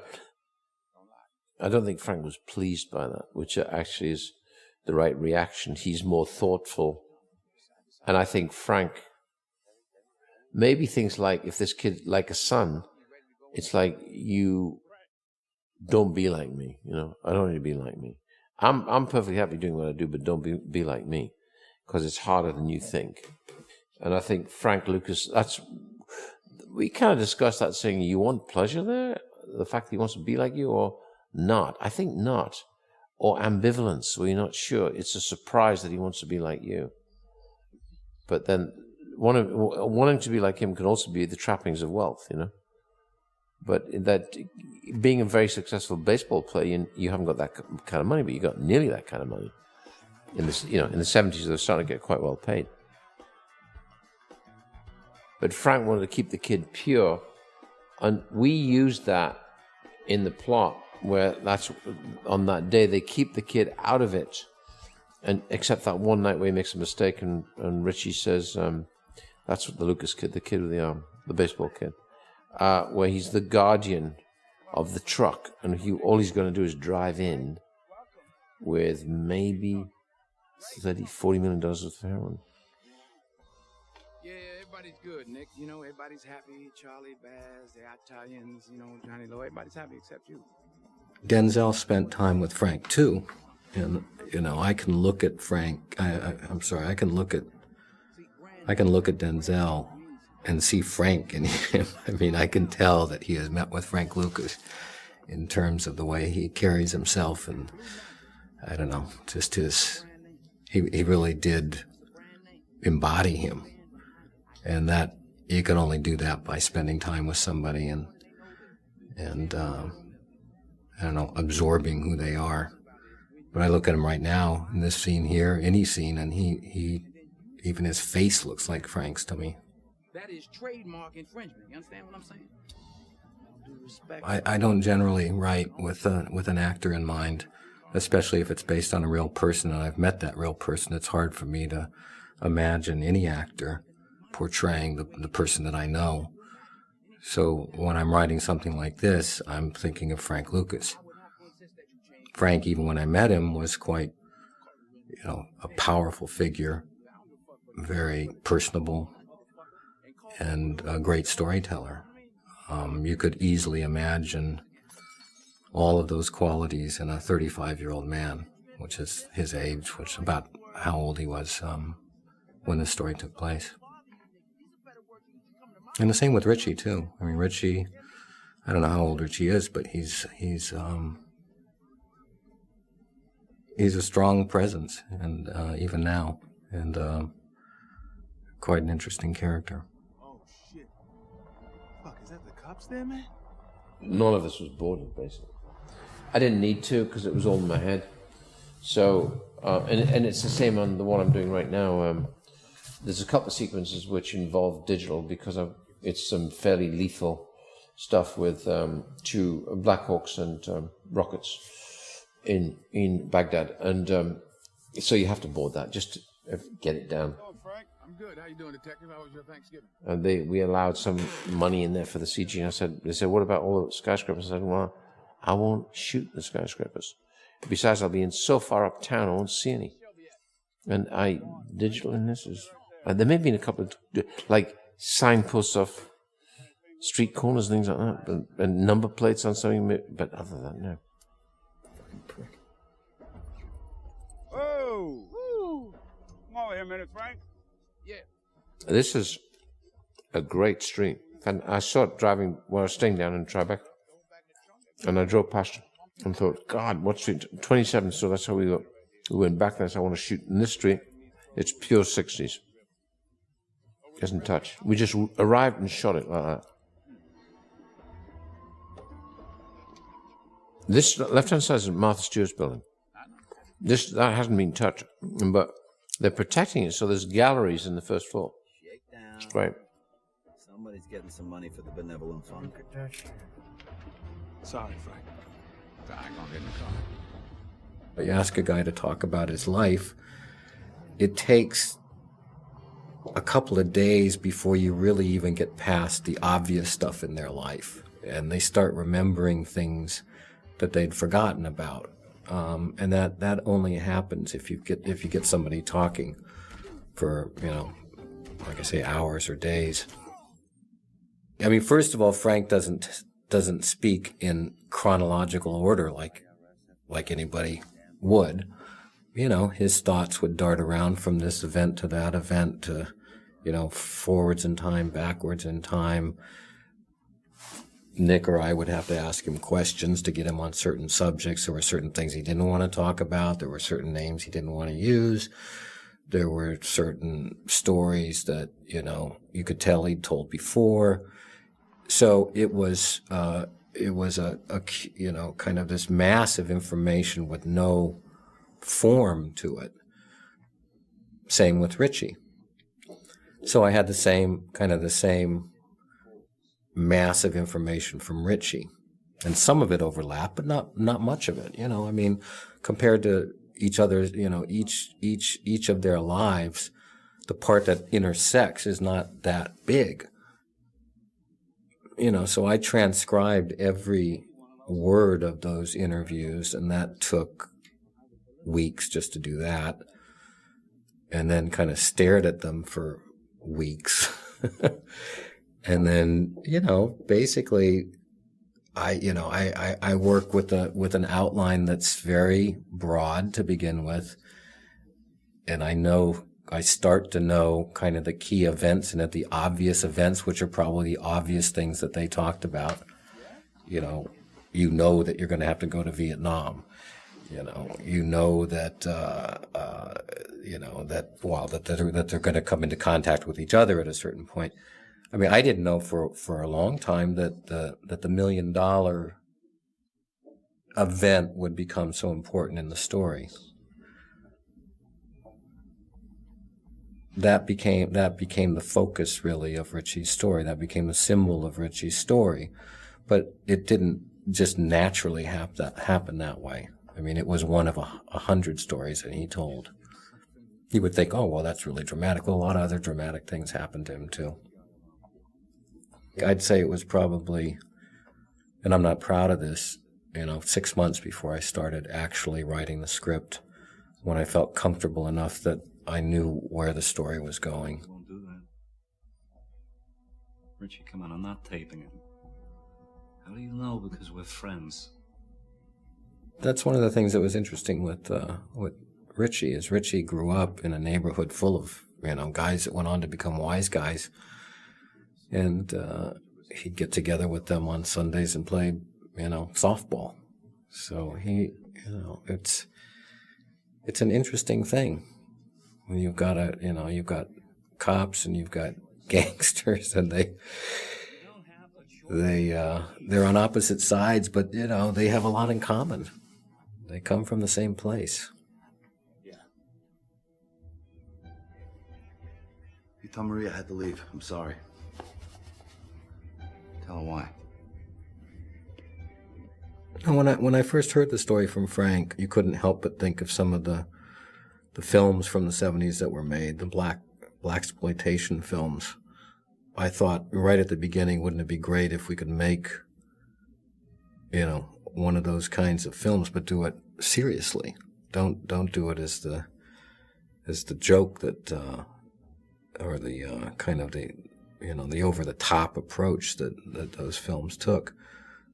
So I treated this very seriously. I mean, everything I felt, had to be real. I mean, from the beginning, that was the approach.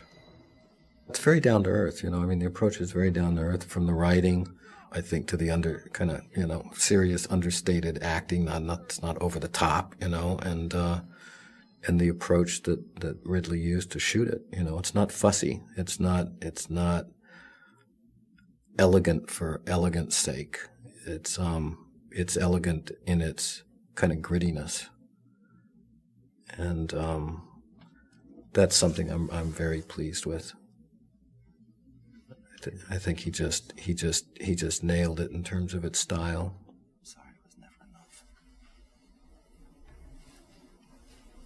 His life doesn't allow room for kids. She says it to him in the park. She said, Richie, you don't have room for us. He realized that she's absolutely right. And, he lives the life as a cop, and which, needless to say, he probably loves this life, this insecurity and this unknown quantity. Every day is different. It's a very exciting job, being a cop. You're not paid much money, but it's a great job. And been honest with me. Or don't take it, I don't care. But then don't go cheat on me. Don't cheat on your kid by never being... The temp score is purely to drive it, like Terry Rawlins. You drive the bus with a temp score, and then what very often happens, like the temp score on Blade Runner bore no relationship to what Vangelis did, which is very often an interesting, underlying statement about a great musician. Vangelis, we had a very good temp score on Blade Runner, and what Vangelis constantly surprised me, and with what he wanted to do. And I'd go to him at night, edit during the day, I'd go to him at night in his studio in Marble Arch. And he would say, I thought of this, and it would be nothing to do with what we'd done. And sometimes it is, any musician is going to be independent. They're not going to follow a temp score. They may follow, the fundamental drive and rhythm from a temp score. The temp score will generate in a good way. Great temp score will because don't forget, you're choosing from the best of the best. If you've got a good ear, you're choosing from whatever, and you're not paying for it. You're choosing the very best of pieces of music, and a very sophisticated temp score. You're trying to have it stylistically feel almost as if it's from the same composer. Mostly, it's from 9 different kinds of composers. You see, but that temp score is important because you're going to preview with it. So you're going to have to be selling the movie, not with just driving music and all that stuff. You're going to try and get music that underscores the period, underscores the drama, underscores the melancholy, and the high points. And that's constantly trial and error. What do you think of this? What do you think of that? And you learn to get very specific about it, about why not. And then if you can identify why not, you can very soon start to identify, well, exactly what should it be. The music in itself is another arena completely. It's another form of writing. Kids through college and the National Merit Award. This is different, though. These special investigative unit, that's their problem. Mark Stridenfeld, second time up, was my music supervisor, did the good year. And I think did fantastically well on this. Because it's hard. You could have gone, Shafty. Or, super, whatever, yeah. And that's exactly what I didn't want to do.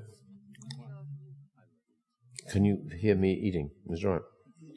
I'm having a biscuit, okay? Right. And we made a conscious decision not to go that way. In the same way, The Godfather, by Francis's father, the soundtrack, Godfather track. Francis Ford Coppola's father. Carmine Coppola, wasn't it? It wasn't, I don't think it was Nino Rota, was it? Yeah. And then the dad did the music for Apocalypse Now. So they chose, I don't think that music was written, that was a classical Sicilian piece of music that they really locked into, and that's a clever choice. They'll lock in whatever works, whatever it takes to work. We couldn't do that because what is gangster movie of the 70s? You don't want to do Superfly, you don't want to do shafty kind of music, which is all right. It was good music. I don't want that. I want something which will underscore the gravitas and the importance and the scale and I wanted to get a sense that the funny kind of way the film feels slightly epic, biggish, right? And I wanted that feeling of the grandeur of this story and then the importance of the character, particularly Frank Lucas, that he was a super businessman and a king of the drug dealers. So we went more, nothing that Mark does is traditional, so I can't describe it as traditional. And I think Mark dips into, and it can be influenced by the best of maybe that particular period, and you might not absolutely recognize it unless you're listening very carefully. So I think it's a very clever combination of what he does and what his influences are from the past. I'm very engaged with the music and listen to everything, obviously, as it comes up, including the so-called popular music of the period. Everything goes through me, and I've evolved, I guess, a fairly good intuition and choice and taste for particularly score music. I tend to be a very classical man. I mean, you basically can't beat Mozart, Vivaldi, and the best of Bach. Sorry, in the very early music. But on top of that, I've learned to have a pretty Catholic taste because out of the film experience. And so I learned doing films that actually music is dialogue, and dialogue can be music. There's a rhythm to dialogue sometimes, which is beautiful, and there's a music to that. But conversely, that when you're putting music onto a film, it's almost like the final voice that's going on, and the voice will push and pull you. And critics used to say it's manipulative, and I say, well, that's the stupidest thing I've ever heard. That's what we do for a living. Theater is manipulative. Rock and roll is manipulative. Manipulation, or it affects one's feelings, right? And unfortunately, the word manipulation has got a bad rap. But that's what drama does. That's what we're meant to do. There's no question that music can push and pull and play with your emotions. But what we avoid, and what I never do, is be sentimental. And the worst aspects of bad music is when it gets sentimental. And sentimentality, I heard a very good definition. I didn't make up the definition.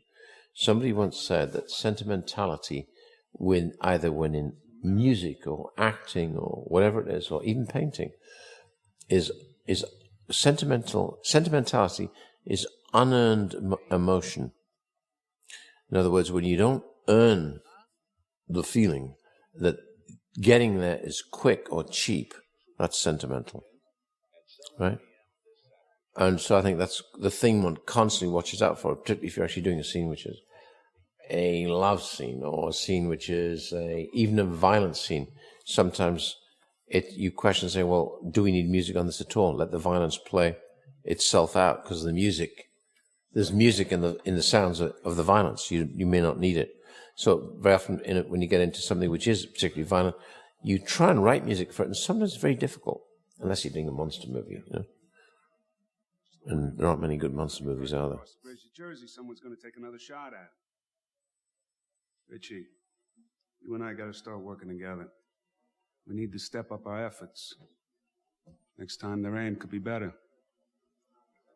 We need to keep this cash cow alive. Once you're into it, it doesn't matter. I find that, the length of a film doesn't matter when you're into it and things are happening quickly enough. It can just go on and on. I really do. Frank Lucas, I mean, except those against him. And you have a scene later when Tony Beardo is saying, success has enemies. Be unsuccessful and have friends. That's a good line. That's a Steve Zalianism. Pure Zalian, that. So that's pure Zalian. But the logic, I love that logic, That's the best of thinking, right? I can guarantee you peace of mind. The idea that he, could remain sort of above the mafia in that they were coming to buy from him, it caused problems. It caused problems. I don't know. There may have been race problems too, but I think certainly from a standpoint of his having cut other people out of having cut the middlemen out of the process, they weren't too happy. The more money he was making meant the less money somebody else was making. So his life was always in danger because of that. At one point, his mafia friend says, well, that's the way it is. If you're successful, you're going to have enemies. If you want to be unsuccessful, you can have friends. It's your choice. Got enemies, right? Lots of enemies. So your success took a shot. The actual Vietnam War was always a milestone. The evolution and devolution of the Vietnam War was a useful passage of time that Steve had written in. And so it comes out of, what's useful to tell the story, doing a page-by-page passage of time and linking events with right here. This is now the disarm. We're approaching disarmament. The getting out. They're going to leave, right? Vietnam here. So that's great for us because it pinpoints us in history, gives a credence to the social order of events, and actually links pretty accurately with what with Frank's unraveling career. So very useful to us to have something as specific as a war going on that is very, strong in American history. The TV was something that was always in the script, and the sort of references to the Vietnam War was kind of the glue in terms of it was used for passages of time and almost like chapter headings. Whenever we would leap in time, there would be some sort of reference to the news on television. The specific pieces that they picked, that's something that they picked, something Ridley picked. But in terms of keeping that, at the beginning of the film, at the beginning of the script, the first image you see is a television image of the Vietnam War at its height, in 1968. And then one of the last television images you see is, the U.S. pulling out of Vietnam. I got you gun. I got you prince. We were worried about the presence of Vietnam, the presence of how the soldiers in Vietnam are finding heroin through Vietnam, how Frank had a cousin in Vietnam who had a bar in Saigon, and those two boys who were heroin addicts, he said, they ain't coming back. He said, he's okay. And that's off that Frank simply called his cousin. It's all true. And said, how you doing? I'm coming out. And the cousin organized a man who was good for business for the next 7 years, was completely reliable, and they had a great exchange of cash for heroin. And it went on, because I imagined he'd seen lots of people. He said, no, I got lucky. I used to call him James Bond, because he was tall, in a white suit, and drove a Rolls Royce up in the bloody mountains. And I thought, sounds good, I don't want to put that in. And the guy I got, I wanted to make him more quietly dignified. I don't think drug dealers necessarily have the appearance of being evil. It's business. They'll still be here long after the troops have gone. I mean, I think we've avoided doing the biopic. We've done the film where the best thing happens where you are engaged by the universe of Frank Lucas, and it all feels like it's in the present, right? Yeah, that's the trick. That's the trick. That's always the trick. I think this is the most contained Denzel's been for some time, in terms of, he's happy, he's emotional with his family, he's gentle with his wife. He clearly falls for the wife in the nightclub thing. At the same time, he can get savage in a flash, which I always like the piano scene where he crushes Jimmy's head in the piano, because he just uses whatever's handy. And if it happens to be a pencil, you stick it in your left cheek, right? Because once he explodes, and you stay well back. Frank was pretty volatile. I learned that from Alien. Keep the violence exclusive. So when it happens, something happens, and you're really impressed by what occurs, and that's way more, memorable and way more shocking. So, like little things like the piano, like setting a man on fire to execute him and then shooting him, let him off the hook by executing him. You could let him burn a bit longer, Shooting Tango in the head is the one that gets people the most, because there's no preamble. I didn't want any preamble. I wanted him to walk up, put a gun to his head. Tango says, "What are you doing?" "Oh, were you going to shoot me, Frank, from all these people, Frank?" Boom, and he does. Even the idea, I love him when he looks away, he doesn't even look at the guy, he just looks at his bodyguard and goes, bang.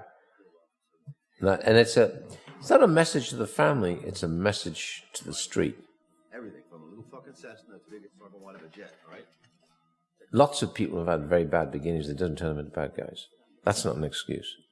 That is not an excuse. But what it did do for him is he was against any form of authority. It wasn't even about him against the white man. It was about a uniform and authority. And from that moment on, he became a legitimate gangster. And then was discovered by by Bumpy, because Frank evolved into apparently a really quite brilliant pool player. So he'd hustle. And one evening he was, I think, down south, I think. And Frank Lucas was down there, Bumpy was down there for some reason, and watched in a pool hall this young Lucas kid absolutely taking down all comers and making money from the pool table. And out of that, he talked to him and offered him a job, saying, it was literally the building of the man. Come with me, work with me, I will groom you, I will dress you, and trust me. And he did. And then he became the driver, and I think the protector of Bumpy Johnson and other things. What is it? Nothing leaves this area until we've checked it. All right, Captain? Nothing. We're going to take the plane out. We're going to look at the trucks. Every man here gets searched. Read the warrant, sir. The husband's illustrious career is over. Now the feds are going to come in, going to take everything. They're going to take it all. But not before I get my gratuity.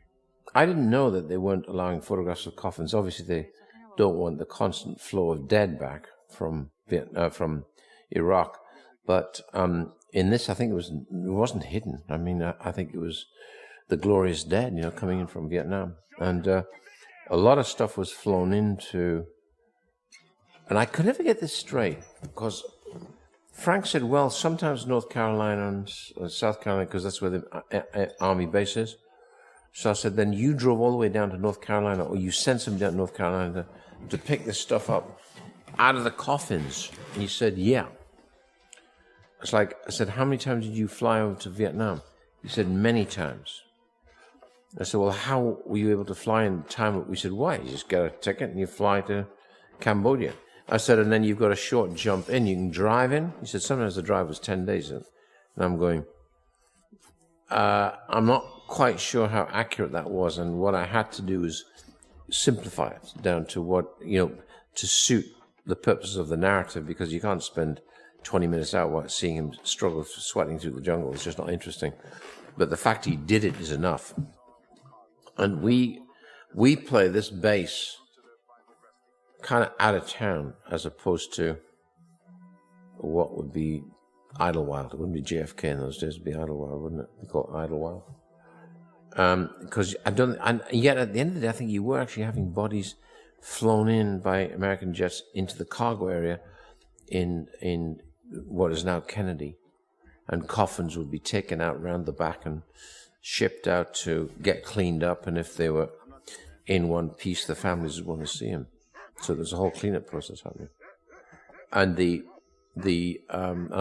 go into details like saying, well, who's the embalmer and who cleans the body up? It's got to be cleaned up in Vietnam before you put it on a plane. So, because you've got to have embalmed the body for it to travel and not disintegrate. I'd say, yeah, I guess so. I said, what do you mean you guess so? I mean, 48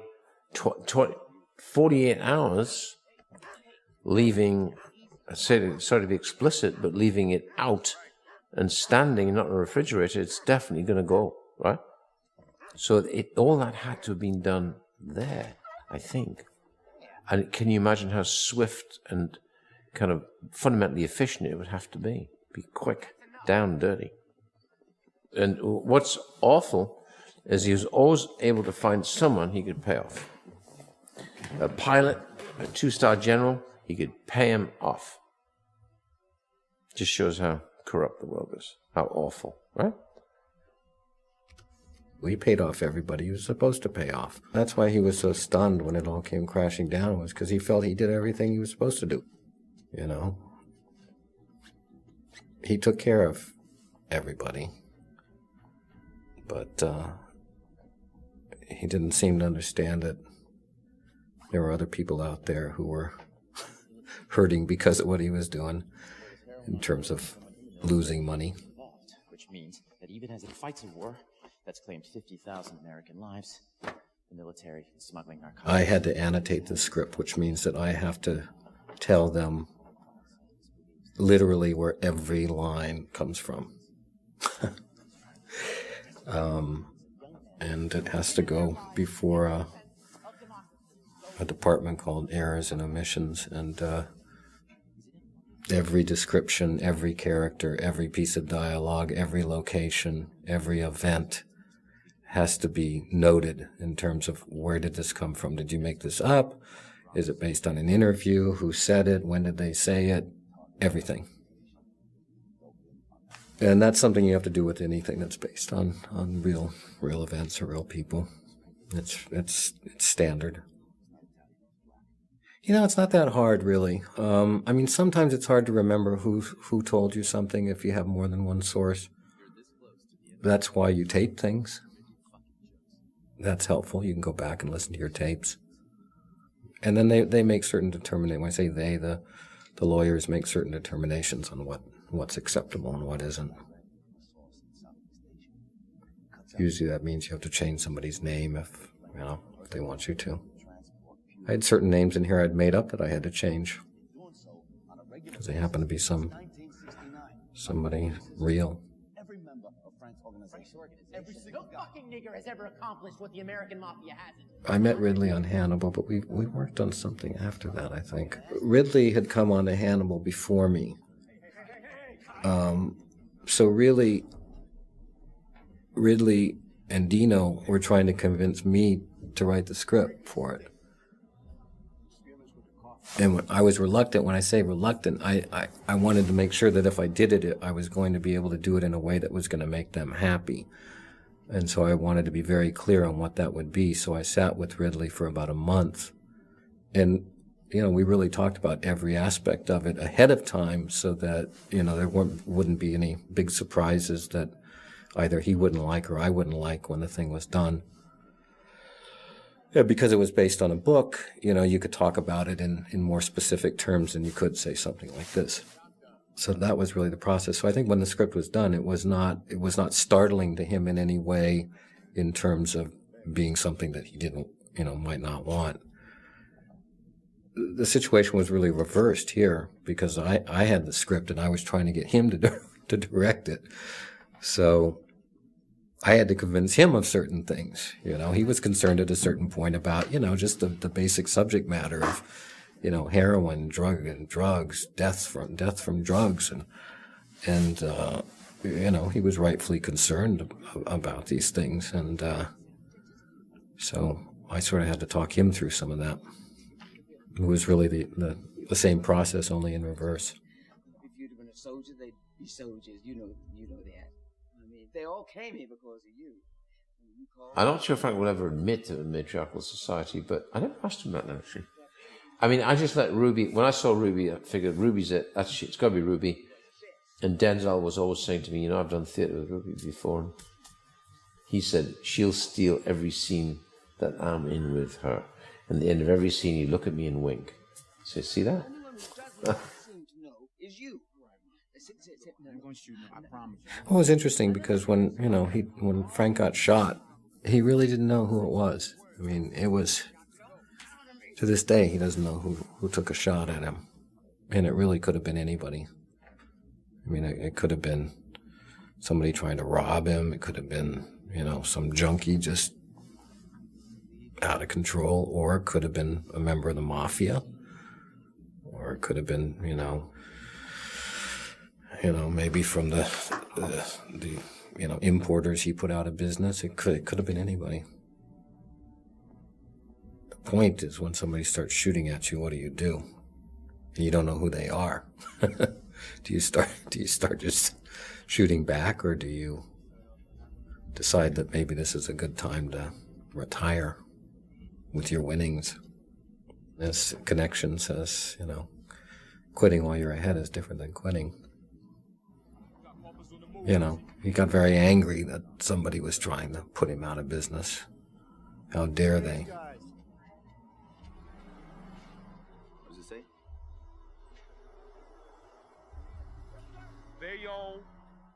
Snow is very simple. It's snow candles. It's like a little candle with you just light. It's paper. There's no towers, and what they love to do. Isn't that the realest snow you've ever seen? It's a paper candle. Very cheap. I learned paper candles to see. That's art direction again. They love to put up towers and soap and shit like that. And I discovered these with Neil Corbell, the guy I did Black Hawk with. He has these candles, and you just burn them. He said, look at that. And one guy with a candle can cover this whole bloody area. Just run up and down. It's as light as gossamer because it floats upwards. The soap, this use soap, all drops like that. Snow doesn't do that. Snow flurries. Yeah, the air, just the wind currents in the air, naturally keeping it up in the air. Hey, yo, we got 4 casters left, man. Let's make some fucking money in here. They loading in there.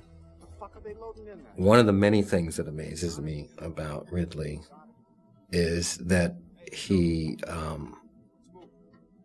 he's an artist. When I say an artist, I mean a graphic artist. He can draw anything. So you'll be talking to him about a scene, and he'll actually just be sitting there drawing it as like this beautiful, storyboard. Just casually doing it while he's thinking, or while he's talking, he does it. So you know that he's got this visual idea in his head for every sequence.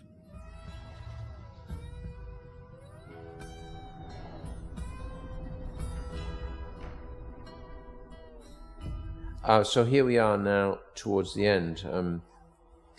But it was about 100 degrees when I was shooting this. And the actors, unfortunately, have to wear top coats. It's bloody hot. I shoot this through the summer. This is actually we're actually getting into October, but it's still, New York is very humid. Hot and sweaty. It only starts to get a bit more user-friendly around about November. The South Tower of the Stephen Crane projects right now. Are you sure this is it? You're positive? There were a couple of things that actually got cut from the script, just, for budget reasons before shooting took place that I miss. There was a scene with Nicky Barnes, an early scene with Nicky Barnes and Frank. That was a really good scene. But not much, not much.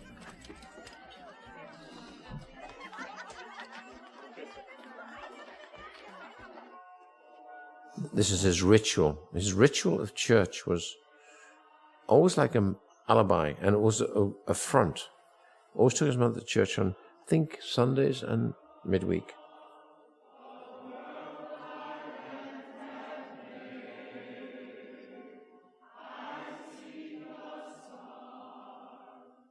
This tested really, really well. I was surprised how well it tested. You know, this tested at like Shrek level. You know, when you do it, audience research. This tested at 92 or 94, which is really high. Normally that's attributed to an animation film for kids. I don't like testing. I hate it. It's one of the part of the experience I hate doing. And even to the extent I was kind of nervous about this and I wasn't going to go. I thought, you know, screw it. Nothing I can do now can make any difference. So I know Steven's always said that he hates testing. Will not go to a test. He gets, and I think I'm this little negative force sitting in the back of the theater, you know, where my what I'm feeling is actually welling out from me and affecting the audience negatively. And instead, this time I was going to go into a bar and just have a couple of drinks for a couple of hours and come back in, or maybe not go back and read about it the next day because they do audience research stuff.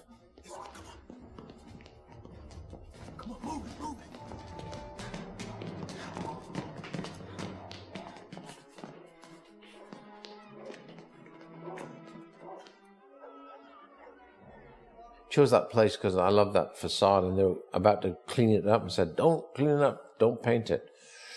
Yeah, but you know, the whole of Manhattan has evolved dramatically, and that's what it was like in those days.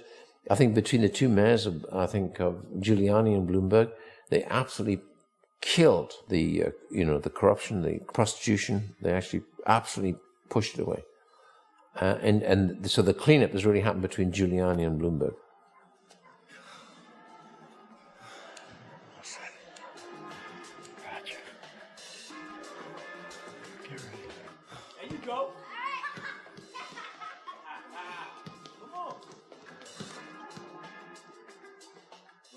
Well, I've seen this place been up there twice, 3 times, and what I do is I draw a little plan on a piece of paper saying he'll arrive here.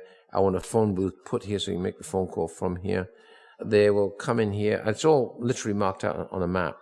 And then they'll go up 2 ends of the buildings because I've invented 2 fire escapes at either end of the building because that makes sense to me. You get 2 teams going up, and then they'll meet on the 7th floor. Oh, no, actually it was higher, the 17th floor.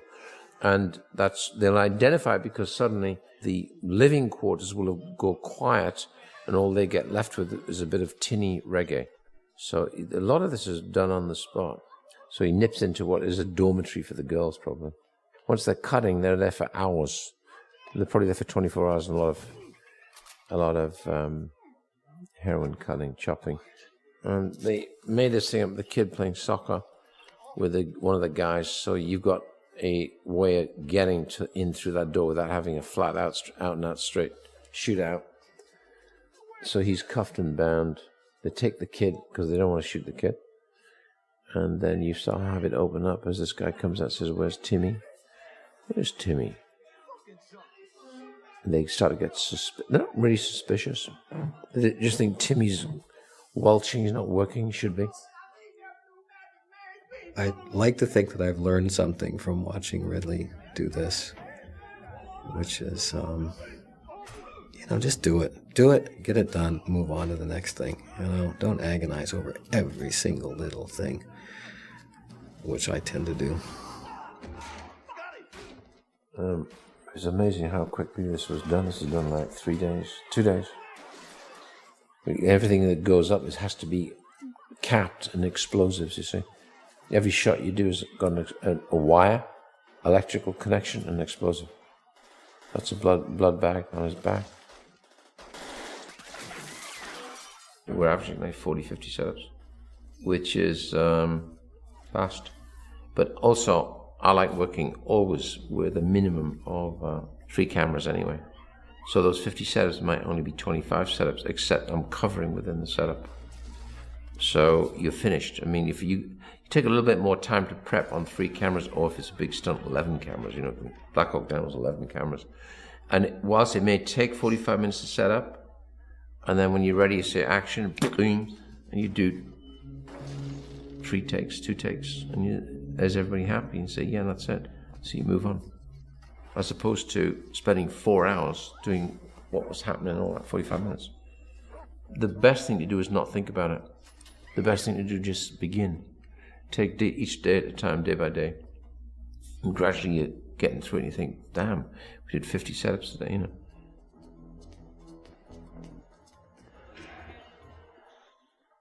I always location hunt, have to location hunt because I'm saying I think a lot of people don't bother.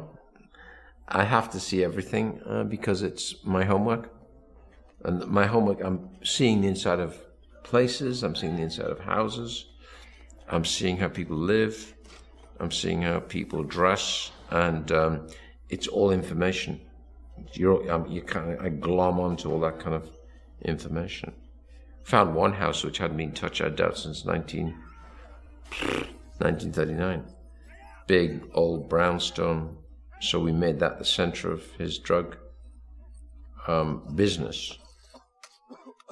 Out at home, baby.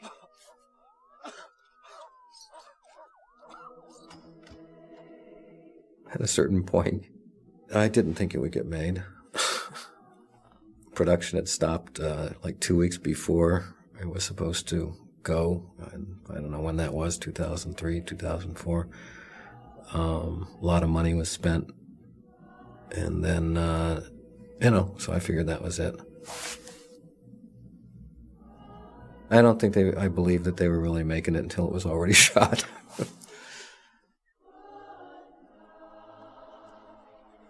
And, once they're in that walk of life, becomes, if he's copped, and it's not copped by a corrupt snitch, then it has to be regarded as a fair cop. That's the expression, isn't it? Fair cop. All right, you got me, And then the next thing is how little can you negotiate if you give information or you don't give, or you take the rap, and the boys will be there to support you when you come out. But 10 years is 10 years. 17 years is 17 years. 25 years is shocking. It's a generation. Yeah. I regard almost 10 years as a generation now. Generational change is the change of attitude.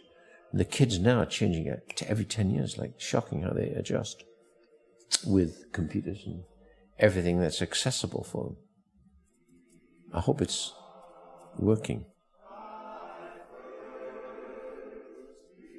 Now, the joke was that, a joke now, was that after this case, after he put Frank in jail, he had to borrow $300 from the credit union to take a vacation, and the prosecutor's office only gave him 3 days for a vacation.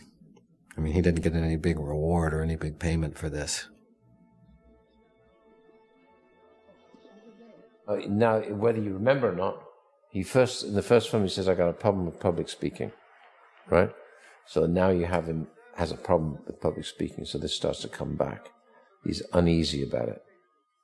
Richie said, you come into court. And he said, why not? I'm nervous. He said, you would never do it. The judge would order you out of the court. And I said, no. Okay, so Russell said, well, let's leave it till the last second. We'll get him really uneasy. Then you remember and put it in a drawer, which I thought was a nice touch. Lots of good touches in this. Now, this is very well edited here because we had a lot of speeches in the court, a long speech in the court, basically saying fundamentally how bad Frank Lucas was. And I was very worried about getting stuck with a courtroom scene and then a scene of two guys sitting across the table and the film could go to sleep if you don't watch it. And it's the end of a movie which has been moving along pretty well, nicely, and not flying, just the right pace. And so the best thing to do was to intermingle the two and actually remove what is not necessary, what is kind of repetition. And therefore, this plays out really well. I think this is beautifully done. I was talking to my lawyer. He said something. And the scene I was always kind of worried about was two guys sitting across the table in jail at the end. And actually, probably it's the most powerful scene in the movie. Two great actors.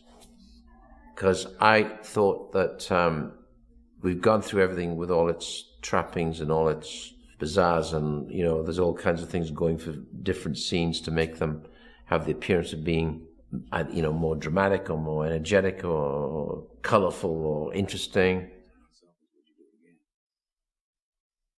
He does something here with a coffee cup, and that wasn't planned. In the only one take, everything else after that looks planned. He swats the coffee off the table because that comes to where Richie says everything can return to normal. He always said, I want to use the explanation about what happened to me when I was 11 years old. I watched my 14-year-old cousin get his teeth knocked in, his head blown off. And I said, well, then why not? Let's put it in. And we put it in. And then he got so angry during the telling of it that he could see it happen, him getting really angry, and he swat the coffee up. So now he's got no coffee. So watch what happens when this happens. Well, watch. He's going to get to the point where he says extortion, bribery, murder. So you're intercutting between him in the room talking and little bits of him in the court. But we decide the foreground importance really is the scene across the table. The court becomes secondary in terms of the order of events, in terms of how you edit it. That's the style. It was kind of written that way. That's how Steve was writing a lot in past and future, which I really like that. So I've got right now, I'm going right into that past and future thing right now, the thing I'm doing. You get 3-4 things happening at once in different tenses. That's really interesting. Makes you pay attention. It gives it dynamics, you see.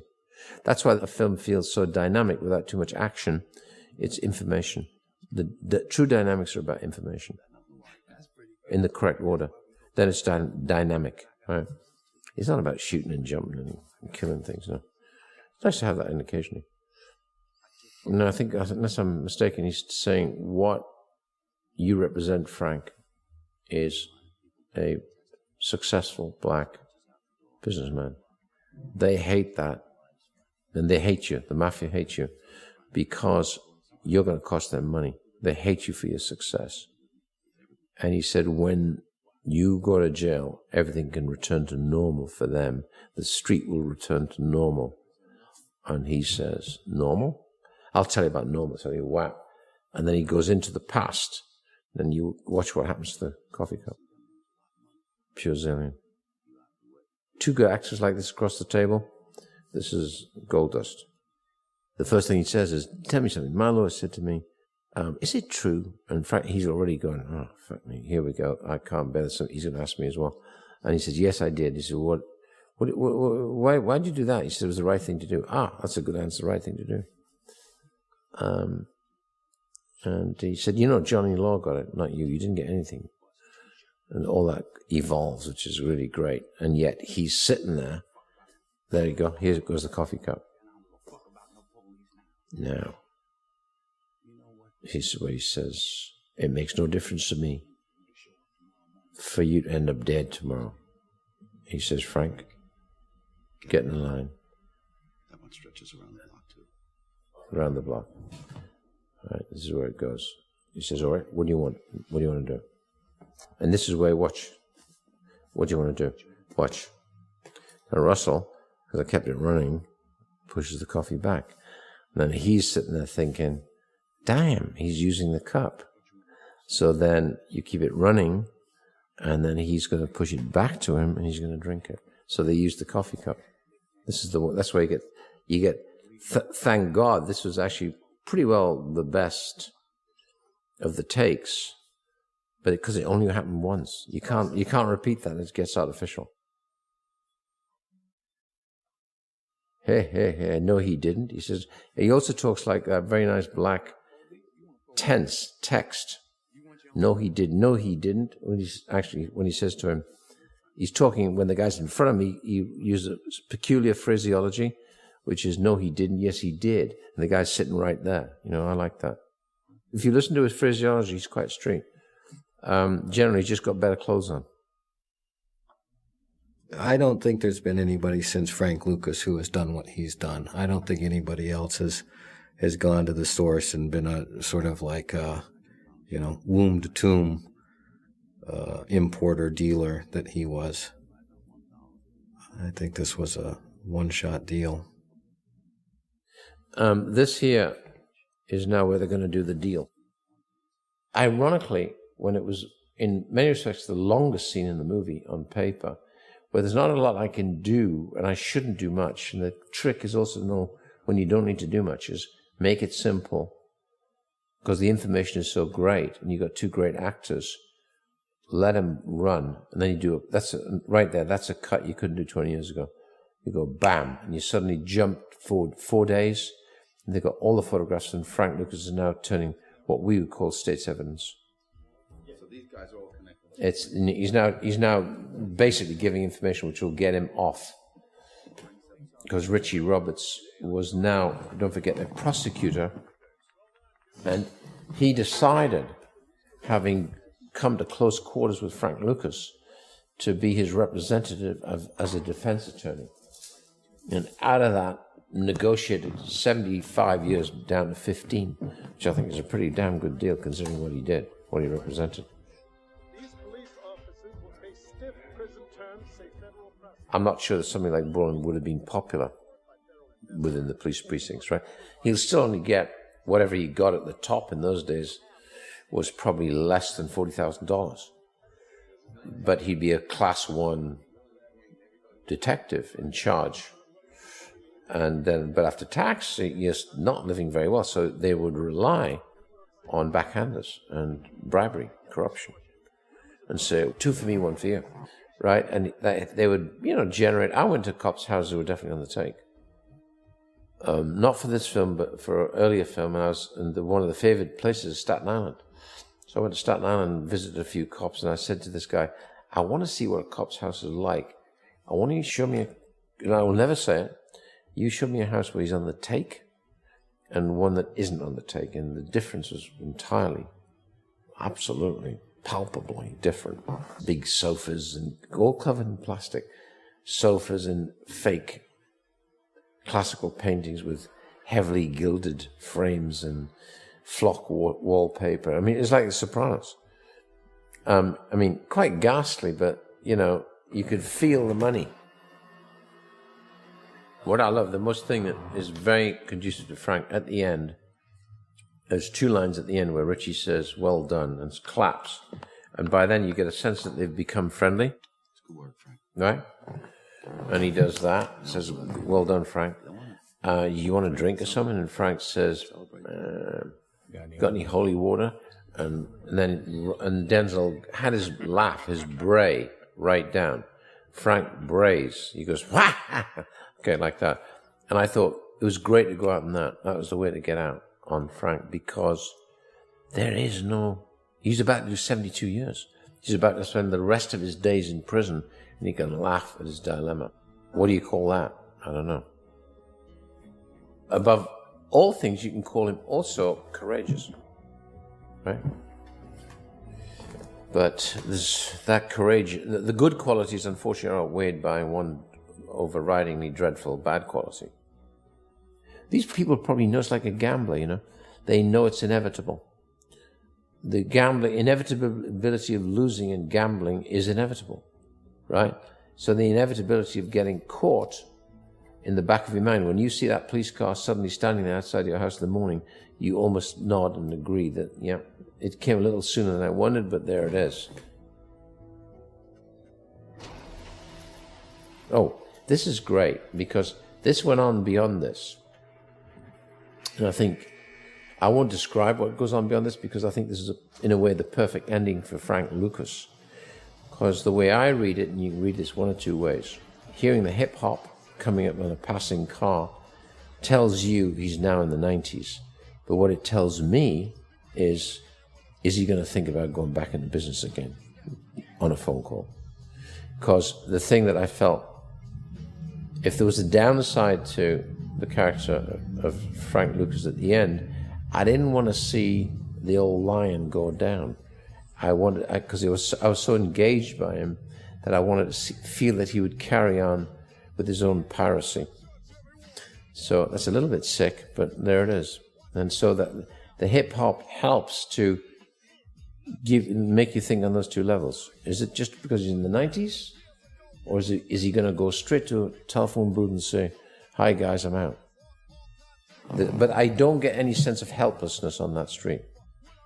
That's the way it should end, that you feel he's strong.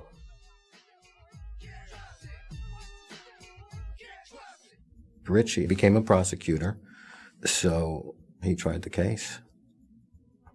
And now he's a defense attorney. He, quit the prosecutor's office actually not that long after this case and became a private defense attorney.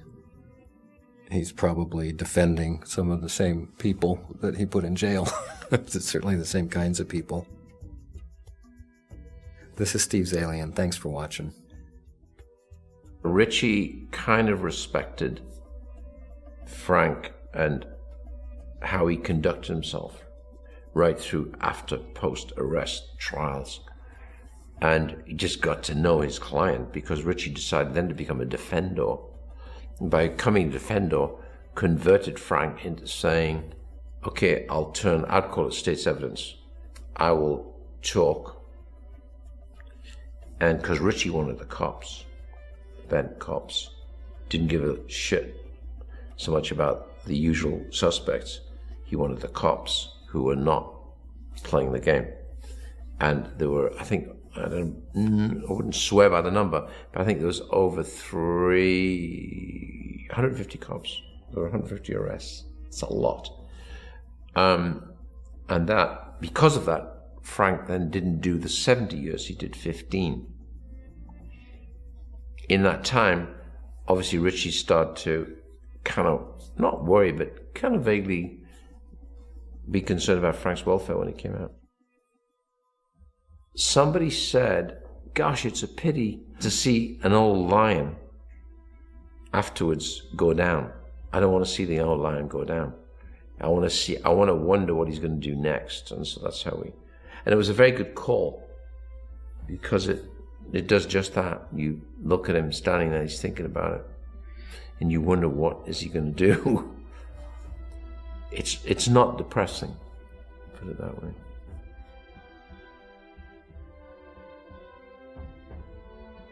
I hope you enjoyed listening to me, so I'm going to sign off, and I hope you enjoyed the movie.